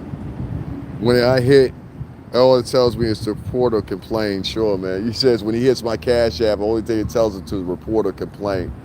No, well, you's a real loser motherfucker. You know that? That's why I keep trying to tell you. That's all they do. They just sit around and joke and he. Like, this is not the type of people that you want to. All right, Frank, you take care, bro. He said the only thing it tells him is they complain or hit the. That's some sicko shit. I told you, man. Yeah, so you understand. I don't fuck with that niggas, bro. Fuck with them. You keep that shit. I'm good. I'm good. Listen, my birthday. Oh yeah, let me say that real quick. My birthday is actually in 7 days for other people. You know what I'm saying? Like you see the links that Black Americans go. This nigga wrote in the cash. All right, where's the cash app? And he did all that just to do that. Like that's like some high school shit. You know what I mean? Like that's why I say like call it what you want to, but I call it for what I see. And on a daily basis, when I'm on here, it's not white folks, it's not Latin people, it's not nobody but Black Americans, specifically Black American men and women on here running it, and white men, a few white men, racist white men running their mouth or making up lies on you, whatever. So when you ask me, well, why would you feel that way? Why would you say that? Here's your set example, motherfucker, like right here. All you gotta do is look at my chat room. It'll explain everything to you, everything to you. You know what I'm saying? You think these people are coming in here randomly because I was fucking with them in the past? I don't even fuck with niggas, bro. I don't even fuck with niggas. I can see shit that I don't like from people, and I don't have to report on it. The whole reason that they're telling you to boycott me and all that or whatever is two reasons. One, I got better footage than them. I've been having better footage than them. Even if you just showing up now, still been, that's the key word, underline, been had better footage than you. You understand what I'm saying? Don't try to log onto my idea and try to rock with it there. That's some funny shit about it. All of a sudden niggas want to come to courthouses and shit. Nigga, you ain't been doing that. You been sitting up in that little dusty ass room, in that little dusty ass kitchen. Now niggas want to catch flights or whatever. With a couple of niggas, I swear to God, I catch you in the town, niggas, we gonna have issues. For real. Now y'all niggas been talking greasy on here. Niggas is out here trying to sabotage niggas' YouTube careers, all kinds of that shit crazy. But I've never seen a group of niggas band together to make sure that somebody, like, can I ask that question? What do you say about a group of women like that? Anybody got an answer for that? What do you say about a group of women like that will come together to see men that they create demise, right? But will equally come together to see the upliftment of men that don't even look just like them. That's crazy, right? That's crazy. Now, if you still sitting there and you side with that type of crop of women, you out your mind, bro. You out your mind. Them bitches do not like you, Joe. I'm trying to tell you. What's crazy? What's crazy? What did I say that was wrong? Tell me what I said that was wrong. Go ahead, I'll give you a chance. Tell me what I said that was wrong. What's crazy? I'd like to know. I'm interested. Everybody's opinion I'm interested in. So I want to hear your opinion. What is crazy to you? Go ahead. Let me hear it. And be able to articulate it, man. Because I know what I see. You know what I'm saying? And that's what it is. You know what I mean? But yeah, two of them came into my live, the live I did earlier this morning. That live was like at 7-something o'clock in the morning. So that means that person was sitting there idle and he saw me go live or she saw me go live. They shared it to their little fun factory and all of them started coming in. Yeah, it is what it is, man. So today when I came in, it was just doing the same thing, talking shit. And then yesterday when I was live, somebody came in and said, well, maybe if you had better material. I said, I'm here at the fucking courthouse where every person in major media is sitting at right now and got the same shit. You tell me maybe if I had better material, maybe you wasn't sitting in your bedroom with your favorite podcaster. So, it is what it is, man. But yeah, the whole black community within this diatribe of this T-factor shit or whatever, they're easily convinced of anything. They have a lot of fake pride. He said something about that people. So yeah, I know, and like I said to them, you know what I'm saying? Like when I get back up, and I will be back up, don't ask me for no help. Simple as that. And you will ask me, trust me. I can't wait till the day. I can't wait till the day a motherfucker come to me and be like, Mr. Lewis, we need some help. Fuck him. That's how I'm gonna do that. That's how I'm gonna handle that one right accordingly. Remember when you said that about me? Fuck him. Fuck him. but, we're a whole fuck them. Simple as that. You know what I mean? That's how you got to treat that right there. So, just to reiterate to you guys, there's been a recent splurge in African Americans swarming in groups on other African Americans and trying to distastefully deduce their income by value of gossip. You know, they'll make up a lie on you. Like I caught that one woman that made a lie up on me, and I went and corrected it twice now. You know what I'm saying? And I did it so easy the second time. It was like only thing I do was to show pictures. Like that differentiates anything you would say. You don't even know me to say something like that, so they'll lie on you. So you have to be very privy and very careful of that because a lot of them. I mean, if they'll lie on a YouTube app, imagine what they'll do in real life. That's all you got. If a bitch will lie online, yes, I said a bitch, not a lady. If a bitch will lie on a man online, what the fuck make you think she'll do offline, you stupid motherfucker? And you better be aware of that's what it is. That's what it is. In today's society, in today's moves, like a lot of people try to equate social happenings now in 2025 and make them reminiscent of what's happening in 2002, 2000. No, this ain't those years. And for some of you older chicks out there that don't understand this jargon, it ain't meant for you to understand it. Because you're not that type of woman. See, I ain't call you a bitch or a hoe or nothing. You're not that type of woman. You know what I'm saying? The hoes, though, the hoes are their own race. Yeah, I know that, huh? Hoe is a culture. Ask Kim Kardashian, she'll tell you. Ask some of Hoe Genesis, Paris Hilton, a couple other ones. Yes, I said it, Hoe Genesis. There was a whole beginning, in my personal opinion, when this whole online thought shit started. And it started with Paris Hilton real heavily, if you ask me. And now a lot of women, they'll be offended by when I say whore. But a lot of y'all sit and say and pulled patriots with these whores. I understand you're a victim, and we love you as women together. Here's $100. Remember the bitch that said that she put crazy glue in her hair? They gave her $40,000. Remember the chick that said she got hit by a brick? They gave her $40,000. Remember the chick that said she saw the baby on the highway? What they give her? $40,000. Remember the chick that fell off the stripper pole down in Atlanta and broke her front teeth? What did they do? They gave her $40,000 and free reconstruction surgery. It's a lot of money in being a chick and being a victim in 2025. Only thing you gotta do is go online, alert the fucking misandrous patrol, and them bitches will come in riding them fucking horses. They'll be like, what? What's going on? I brought 1,000 with me. Who we ragging on today? Underline the word today.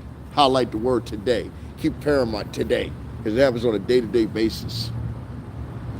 Doesn't matter if the man's black, white, polka dot. They went from Shannon Sharp to Bill Belichick, back to Shannon Sharp. Then they going back to Shannon Sharp and went back to Bill Belichick.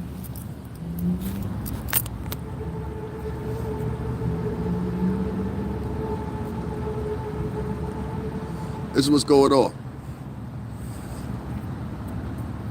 I don't say hi to nobody. Fuck am I saying hi to people? I say hi to people all the time. Ain't nobody support me. I told you, I'm going to start this being an asshole. This one nigga came in here talking about support who you want. He had 10 followers. It's a bunch of loser people that come in, but the loser people are able to affect, you know, a whole culture. So I just be like, well, why would I want to fuck with people that pay attention to liars?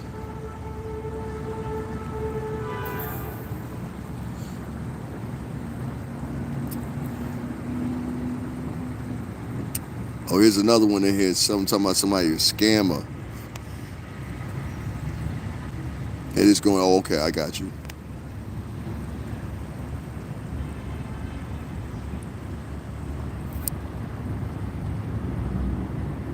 There's some other goofy ass nigga. Anyone around Diddy wanted money? I don't know, man. Oh, this nigga wrote oil up. Here's two niggas that wrote oil up. Oh my God, bro. Yeah, these some goofy ass motherfuckers. Like, niggas, you talking about goofy shit. What kind of goofy dude comes into somebody's chat room talking about oil up? Oil up. Like, that's crazy. That's the type of people you have on YouTube. That's why I don't like this app. Like, this app is corny now. There's like a whole bunch of high school shit going on in here. Oil up. This is men saying shit like that. Men.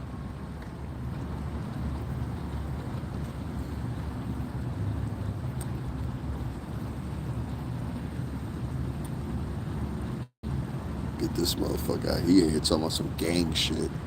I just can't relate to these niggas, bro. These niggas is off the wall. Like they like mentally retarded, son.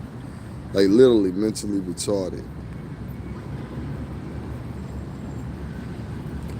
All right, so we won't be covering tomorrow's story because mostly the rain, mostly what's going on? Mostly the rain and shit. So I'm not gonna be covering that story. I'm not gonna be covering the courthouse and all that tomorrow. That's a definite out. Plus the fact that nobody's donated, contributed to the page in 2 days. So we won't be doing that. But I'm seeing bitches sitting in their bedrooms, getting hundreds of dollars for doing this, trying to do the same thing I'm doing.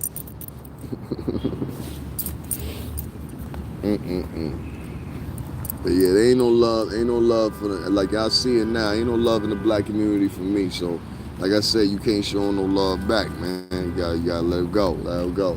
So, for my old friends that are African American, whatever, I'm still cool with y'all, whatever. But I just I know y'all go to festivities and areas there's nothing but them type folks sexual. I just don't want to be around it no more. I don't see no need in it no more. You know what I mean? Like, I fit very easily. You know what I'm saying, in other worlds. So why would I keep on trying to be with a group of people that have solely told you, yo, we don't fuck with you? Right? Is that wrong to say? Like, if you get a group of people that continuously tell you, like, okay, say it was a friend, right? And they continuously let you know in some way or another, subliminally, actually, however, they let you know, yeah, we don't fuck with you, whether it's through via support or whatever. And guys, if you want to, this Crash App is right down below, $STRINGERBELL80. You get people that will go on podcasts and memberships and have whole lives about a person that they never met and talk about, I got this information because I said it, this is who they are. I'm like, that's fucking madness. And I said, I think these motherfuckers have lost their mind now. Like, they are really gone. Like, you don't really pay attention to the shit that black people do online, especially the bitches. It's always a bitch at the helm of some shit. Always. So, the only way you can avoid that is avoiding them. So, we gonna still throw up jargon for black folks, but yeah, we gonna avoid that shit. These are same niggas talking about niggas is guilty. I don't like it. It's like every time they're piling on Smokey Robinson right now. You know what I'm saying? They're piling on Smokey Robinson right now, the girls. You can always guarantee they're going to be there and they're going to side with feminism before they're going to side with you, whether you're a brother, a sister, whatever, a brother, cousin, whatever else to them. So I really don't see the benefit, if that answers your question, of supporting black American women no more. I mean, I think it's worthless. They've shown every bit of portion of you that they don't like you. How many times y'all been to somewhere to get something from a convenience store or something like that, one of the mean bitches is working there and they're nasty as fuck to you? But the person that was in front of you that was white, they were just on their P's and Q's with them. Oh, you never had that experience? And niggas will make an excuse for that. Stop making excuses for them bitches. I don't make excuses for them. I don't give a fuck if you don't donate. Fuck you. You know what I'm saying? Quite frankly, fuck you. Because I don't see the purpose of taking up for women that obviously are letting you know we've got other plans in store. And those plans include not only draining the swamp of the men that we help create, but draining the swamp of them financially while we make fun of them while they're not making any money financially. That's a type of women I want to stick around. Fuck them bitches at an 80% rate. You know what I'm saying? For real, I done had all kinds of black chicks come in here and do all kinds of fucked up shit. I ain't never had no white chicks do that shit. I ain't never had no Spanish women do that shit. Just black chicks. They live to be mean and evil. They love that shit, a lot of them. Not all of them, but a lot of them. You know what I'm saying? So like I said, we ain't here to disrespect them or nothing like that or whatever. Just say, yo, don't look for my protection. That's all I'm saying. You know what I mean? Like, if you in front of me and you get robbed or something happening to you, 9 times out of 10, I'm not going to help. Why should I? I show you the same respect you show me. That's how men operate. So that's my shit right there. You know what I mean? Nah, but I don't need niggas to help me. I'm good. I am good. I already know that. And that's what men, pay attention to my shit on here. Pay attention. Because you'll notice even the men, black American men, they on behalf of black American women. They do anything them bitches tell them to do. So you pay attention. Make sure you ain't got a partner to listen to these crazy bitches. You know what I'm saying? If you do, drop them quick. Drop him quick. Don't hang out with no man that support misandrists and domestic terrorists. You know what I'm saying? I'm tired of niggas coming here talking about that said high shit. You ain't. That shit pissing me off. Yeah, anybody that had that said high shit, I'm blocking you right now. I don't like that said high shit. I don't know what it is. I just don't like that shit. Even if YouTube is doing it. Plus, them motherfuckers ain't donating a dime anyway. Get rid of this nigga too. Talking about some what's up, homie. Nigga, you been in here 8 times, ain't donated a dime either. That's another thing I suggest you do. If you got somebody in here that don't donate, block them motherfuckers. Not sitting over here getting free information.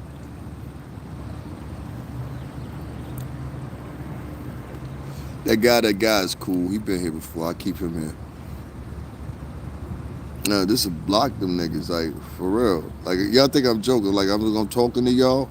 I'm looking at everybody who came in with that corny said hi shit. This motherfucker right here, Ligma, thought he gonna be a superstar in the chat room.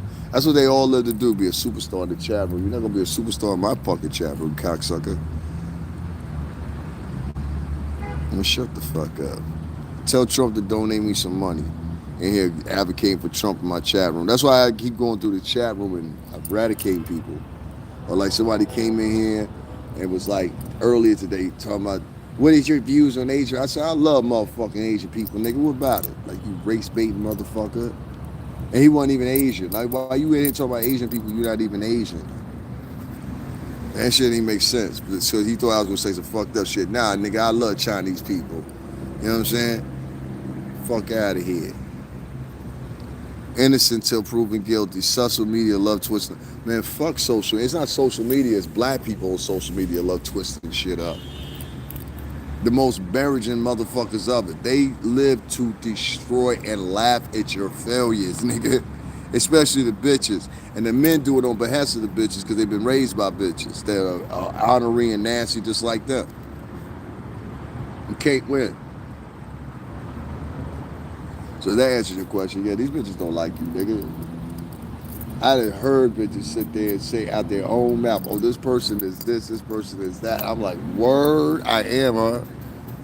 And that's based on the fact that they want to drive a narrative of who they want you to be. All right, bitch, I'm telling you who I am. I'm somebody that's fully disgusted with the behavior of black American women online nowadays. It's like they live to embellish in other people's sorrow, but at the same time, you want somebody to feel sorry for you. And I'm just saying, me personally, I'm going to be the first one on the board here. These 30,000 followers I got, fuck you bitches. Somebody got to say it. There's a movie with Ronald Reagan. Ronald Reagan said, yo, I told you to get out the room. Ronald Reagan slapped the shit out that bitch when she wouldn't leave. And he was the president of the United States 2 times. Don't tell me shit.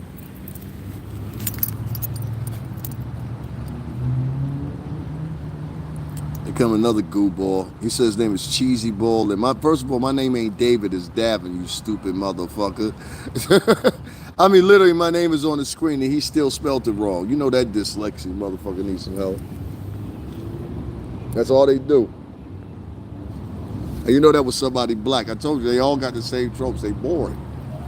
And that's where that whole little thing is going to come to an end real soon. I'm going to laugh at it when it happens. I told you, anybody coming here with that said hi shit, fuck you. I don't know you. Let this clock run a little bit, that's all. Oh, y'all ain't got to give no cash ups. Don't worry about that. I know that ain't coming. I ain't worried about that shit. Y'all only pay niggas. That's what you got to realize. They pay niggas. You know, motherfuckers get up like, Lord, Lord, Lord, Lord, crazy, Lord. You know, you get on here talking like that, you're going to get thousands of dollars. You get on here talking like a 16-year-old and you 40, like that one chick. That one chick, y'all do realize she's like 40-something years old, the one that tried to talk like she's a 19-year-old girl with the curly hair. You know what I'm talking about? TT. You know she's in her fucking 40s, right? And y'all sit there, and this is how dumb motherfuckers are. Like, I'm so bored with social media because how dumb people are. Y'all are letting a 40-plus-year-old fucking woman pass for a 16-year-old and her jargon online. And y'all let the bitch lie to y'all and everything else and go back over there and support the bitch. I'm like, yo, I got to go. So anyway, man, let me get up off here. This part won't be edited out because frankly, I don't give a fuck. And you shouldn't either. Don't give a fuck about what, honestly and truthfully, the least listened to women on the internet have to say. You know what I'm saying? These bitches are not your friends. They're trying to take you out. I don't care how anybody else puts it. Black American women don't like you. All right? They're like a lot of other minority women nowadays. They want to go chasing after Ken or whatever, because they're not because they want Ken's money. They want his DNA, sicko ass bitch. Let me tell white men something, because I grew up with a lot of white homies that still got them. Congratulations to my boy Steve, too. He just got married. Watch out for these brown bitches that come sniffing up under you. A lot of these brown bitches, let me tell you something. Let me before I go off. These brown, when I say brown, I mean minority, period. This is inclusive of Asian, this is inclusive of fucking Indian, black, African, whatever, whatever. A lot of these bitches come from poverty. You understand what I'm saying? And their whole thing is they don't want to go back to poverty. You don't believe me? Go over there to motherfucking Thailand right now and get one of them Guam bitches or something like that. And tell her, and the first thing you got to do is pay a dowry. You know what a dowry is? You got, all those chicks are Muslim, most of them. So what you got to do is you got to pay some money towards their family. Then come back and tell me once again if it ain't all about money. Poor bitches are a problem and an epidemic. Even cute poor bitches. You understand what I'm saying? Even a cute poor bitch is worse than a rich rich ugly bitch. You understand what I'm saying? For real, I'm telling you serious. You better off getting a rich ugly bitch than you are getting a cute poor bitch. Cute poor bitch can run you into the ground. So, man, you can listen or don't listen. Don't matter to me. I ain't getting paid for none of it. You know what I'm saying? Any more comments in here? Nobody got nothing to say? Y'all some scary motherfuckers that's remaining in here, aren't you? Y'all some scary motherfuckers. It's probably some of the haters. We got them. That's crazy, right? The hate that come out. Yo, have you ever seen the hatred that comes from African Americans? It's deep. Like, it's real deep when it's like one of their own. Like, they have more hatred and more vigor when it's somebody that look like them. They do something to them than they do have when somebody white do something to them. Think about that. That's crazy, right? It's like cowardly in a way, ain't it? It's like kind of cowardly. You got more smoke for your own than you do for the people you say oppressing you. Come on, son, you serious? You know what I mean? It ain't gotten so now, bitches, like, if they got a problem with you in a public space, they go get a white man or a Latino man to try to come handle you. I'll be like, bitch, I'll pop both of y'all niggas here. You know what I'm saying? Y'all go ambulance and ambulance together. For real. But that's what they do. Y'all ain't never had that happen to you either? You ain't never got into an argument with a black bitch or a Latin bitch at a job and she gotta go run and get a white dude or another Latin dude try to handle you as a black man? You ain't never had that happen? I've seen it happen before. I'm half Latino and I've seen it happen before. Nah, nobody's seen it. Oh man, this shit is fake, bro. This YouTube shit is fake. This shit is fake. Ain't no real men in here. These is all motherfucking lollipop niggas. Is what it is. Oh boy. So I'm probably gonna do another show lately. I ain't gonna emphasize it. Nah, I don't remember you. I don't remember nobody. Y'all niggas gonna stop that OG and shit though. I ain't nobody's OG, I ain't nobody's Don't nobody support my channel. You know what I'm saying? Except for like 5 people. They wanna call me something, they can call me something. But other than that, if you wanna donate to me, support my channel, all my works that I do, but go support Wayward Bitches, fuck it. That's shit I'm on nowadays. You know what I'm saying? I know my shit about to get fucking. Hold on one second. I'm gonna turn the music down. Alright, y'all, I'm back. This nigga kept playing Eye the Tiger and shit. I'm like, what the fuck? Let me say, what's up, OG? You remember me? Nah, I don't remember niggas. For real. Remember who? I remember the old gal. I remember Ahmad L. I remember Annette. I remember a couple other. I remember 6 people out of 30,000 people that follow me. Y'all don't think that's something with that? There's something with that, bro. Trust me. Even my people said the same thing yesterday. They said, yo, it's that many people hating on you? I said, it's that many people hating on me, G. They don't want me to make a living. They want me to get out the way so they can make a living. Off of try, like they try to eradicate certain people that are bigger than them or get more views than them. So basically they can turn around and take those views and take them for themselves, take those cash out there. It's a very slick shit, you know what I mean? Like if you ain't paying attention, you ain't gonna catch it, but it's all good, man. And like I said, I ain't dissing on black women, but I will say that much. There's a lot of black women out here facilitating a whole bunch of bullshit, and roughly speaking, about 70 to 80% of them. The other 20%, I can be cool with you, you know, casually or whatever. But romantically, nah, I'm not interested because even if you're a good woman, you still come along with women that are the same ilk, you know, creed or whatever. And like most of them women are terrible, dog. I met some mean bitches in my life, but not like black women. Like black women nowadays, they like do mean shit just to do it, and they get a kick out of it. And I said, well, what if I was to start doing mean shit to them and get a kick out of it? You know what I'm saying? I thought about that. I said, what if I'm being, you know, what if you, like, put yourself in that place? What if you just started being just as mean as those people, you know what I'm saying? Or those women, or whatever, and how they are. Like, I have a problem with a group of women that every time a man goes down or preparing to go down, we have a group of women online celebrating this shit. And I'm like, okay, so don't ask for my support. If we're gonna like shit on every dude when he comes up and definitely call him guilty, next time when you get in a quadruple, like that's just me personally. I'm not saying rest you men, but I'm not defending no black chicks. You know what I mean? Like you get jumped or you get fucking hit, I'm fuck you. Because that's what they saying to the dudes. So y'all gotta realize that, man. They saying it to you online and offline. They don't care about you. So stop caring about them. Whatever pickle they get into, let them bitches stay in it. Stop trying to be Captain Saberho. They don't like you. And they will lie on you. They will make up shit on you. I seen a group of women that were on one man's podcast one day. The next day they was off the podcast making fun of him, talking shit about him. I said, you were just sitting with them. And these were black women. You know what I'm saying? Like, I'm not making it up. It's the truth. I seen some black women that will sit there and advocate a certain artist or something like that and then turn around when shit go awry, turn around and start talking about that same person they were promoting. I can't make this shit up, so, you know what I'm saying? Ain't nothing personal, you know what I'm saying? Black women, y'all ain't gotta support me. I already know what it is. You're not gonna support any nigga that ain't sitting up here tap dancing or not saying things in the narrative for you. But like I said, just remember, when I do get back up, bitch, I don't give a fuck if you get hit by a car and the ambulance catch a flat on its way there. Do not ask for my help. I'm treating you the same way you treated me. And with that said, peace, y'all.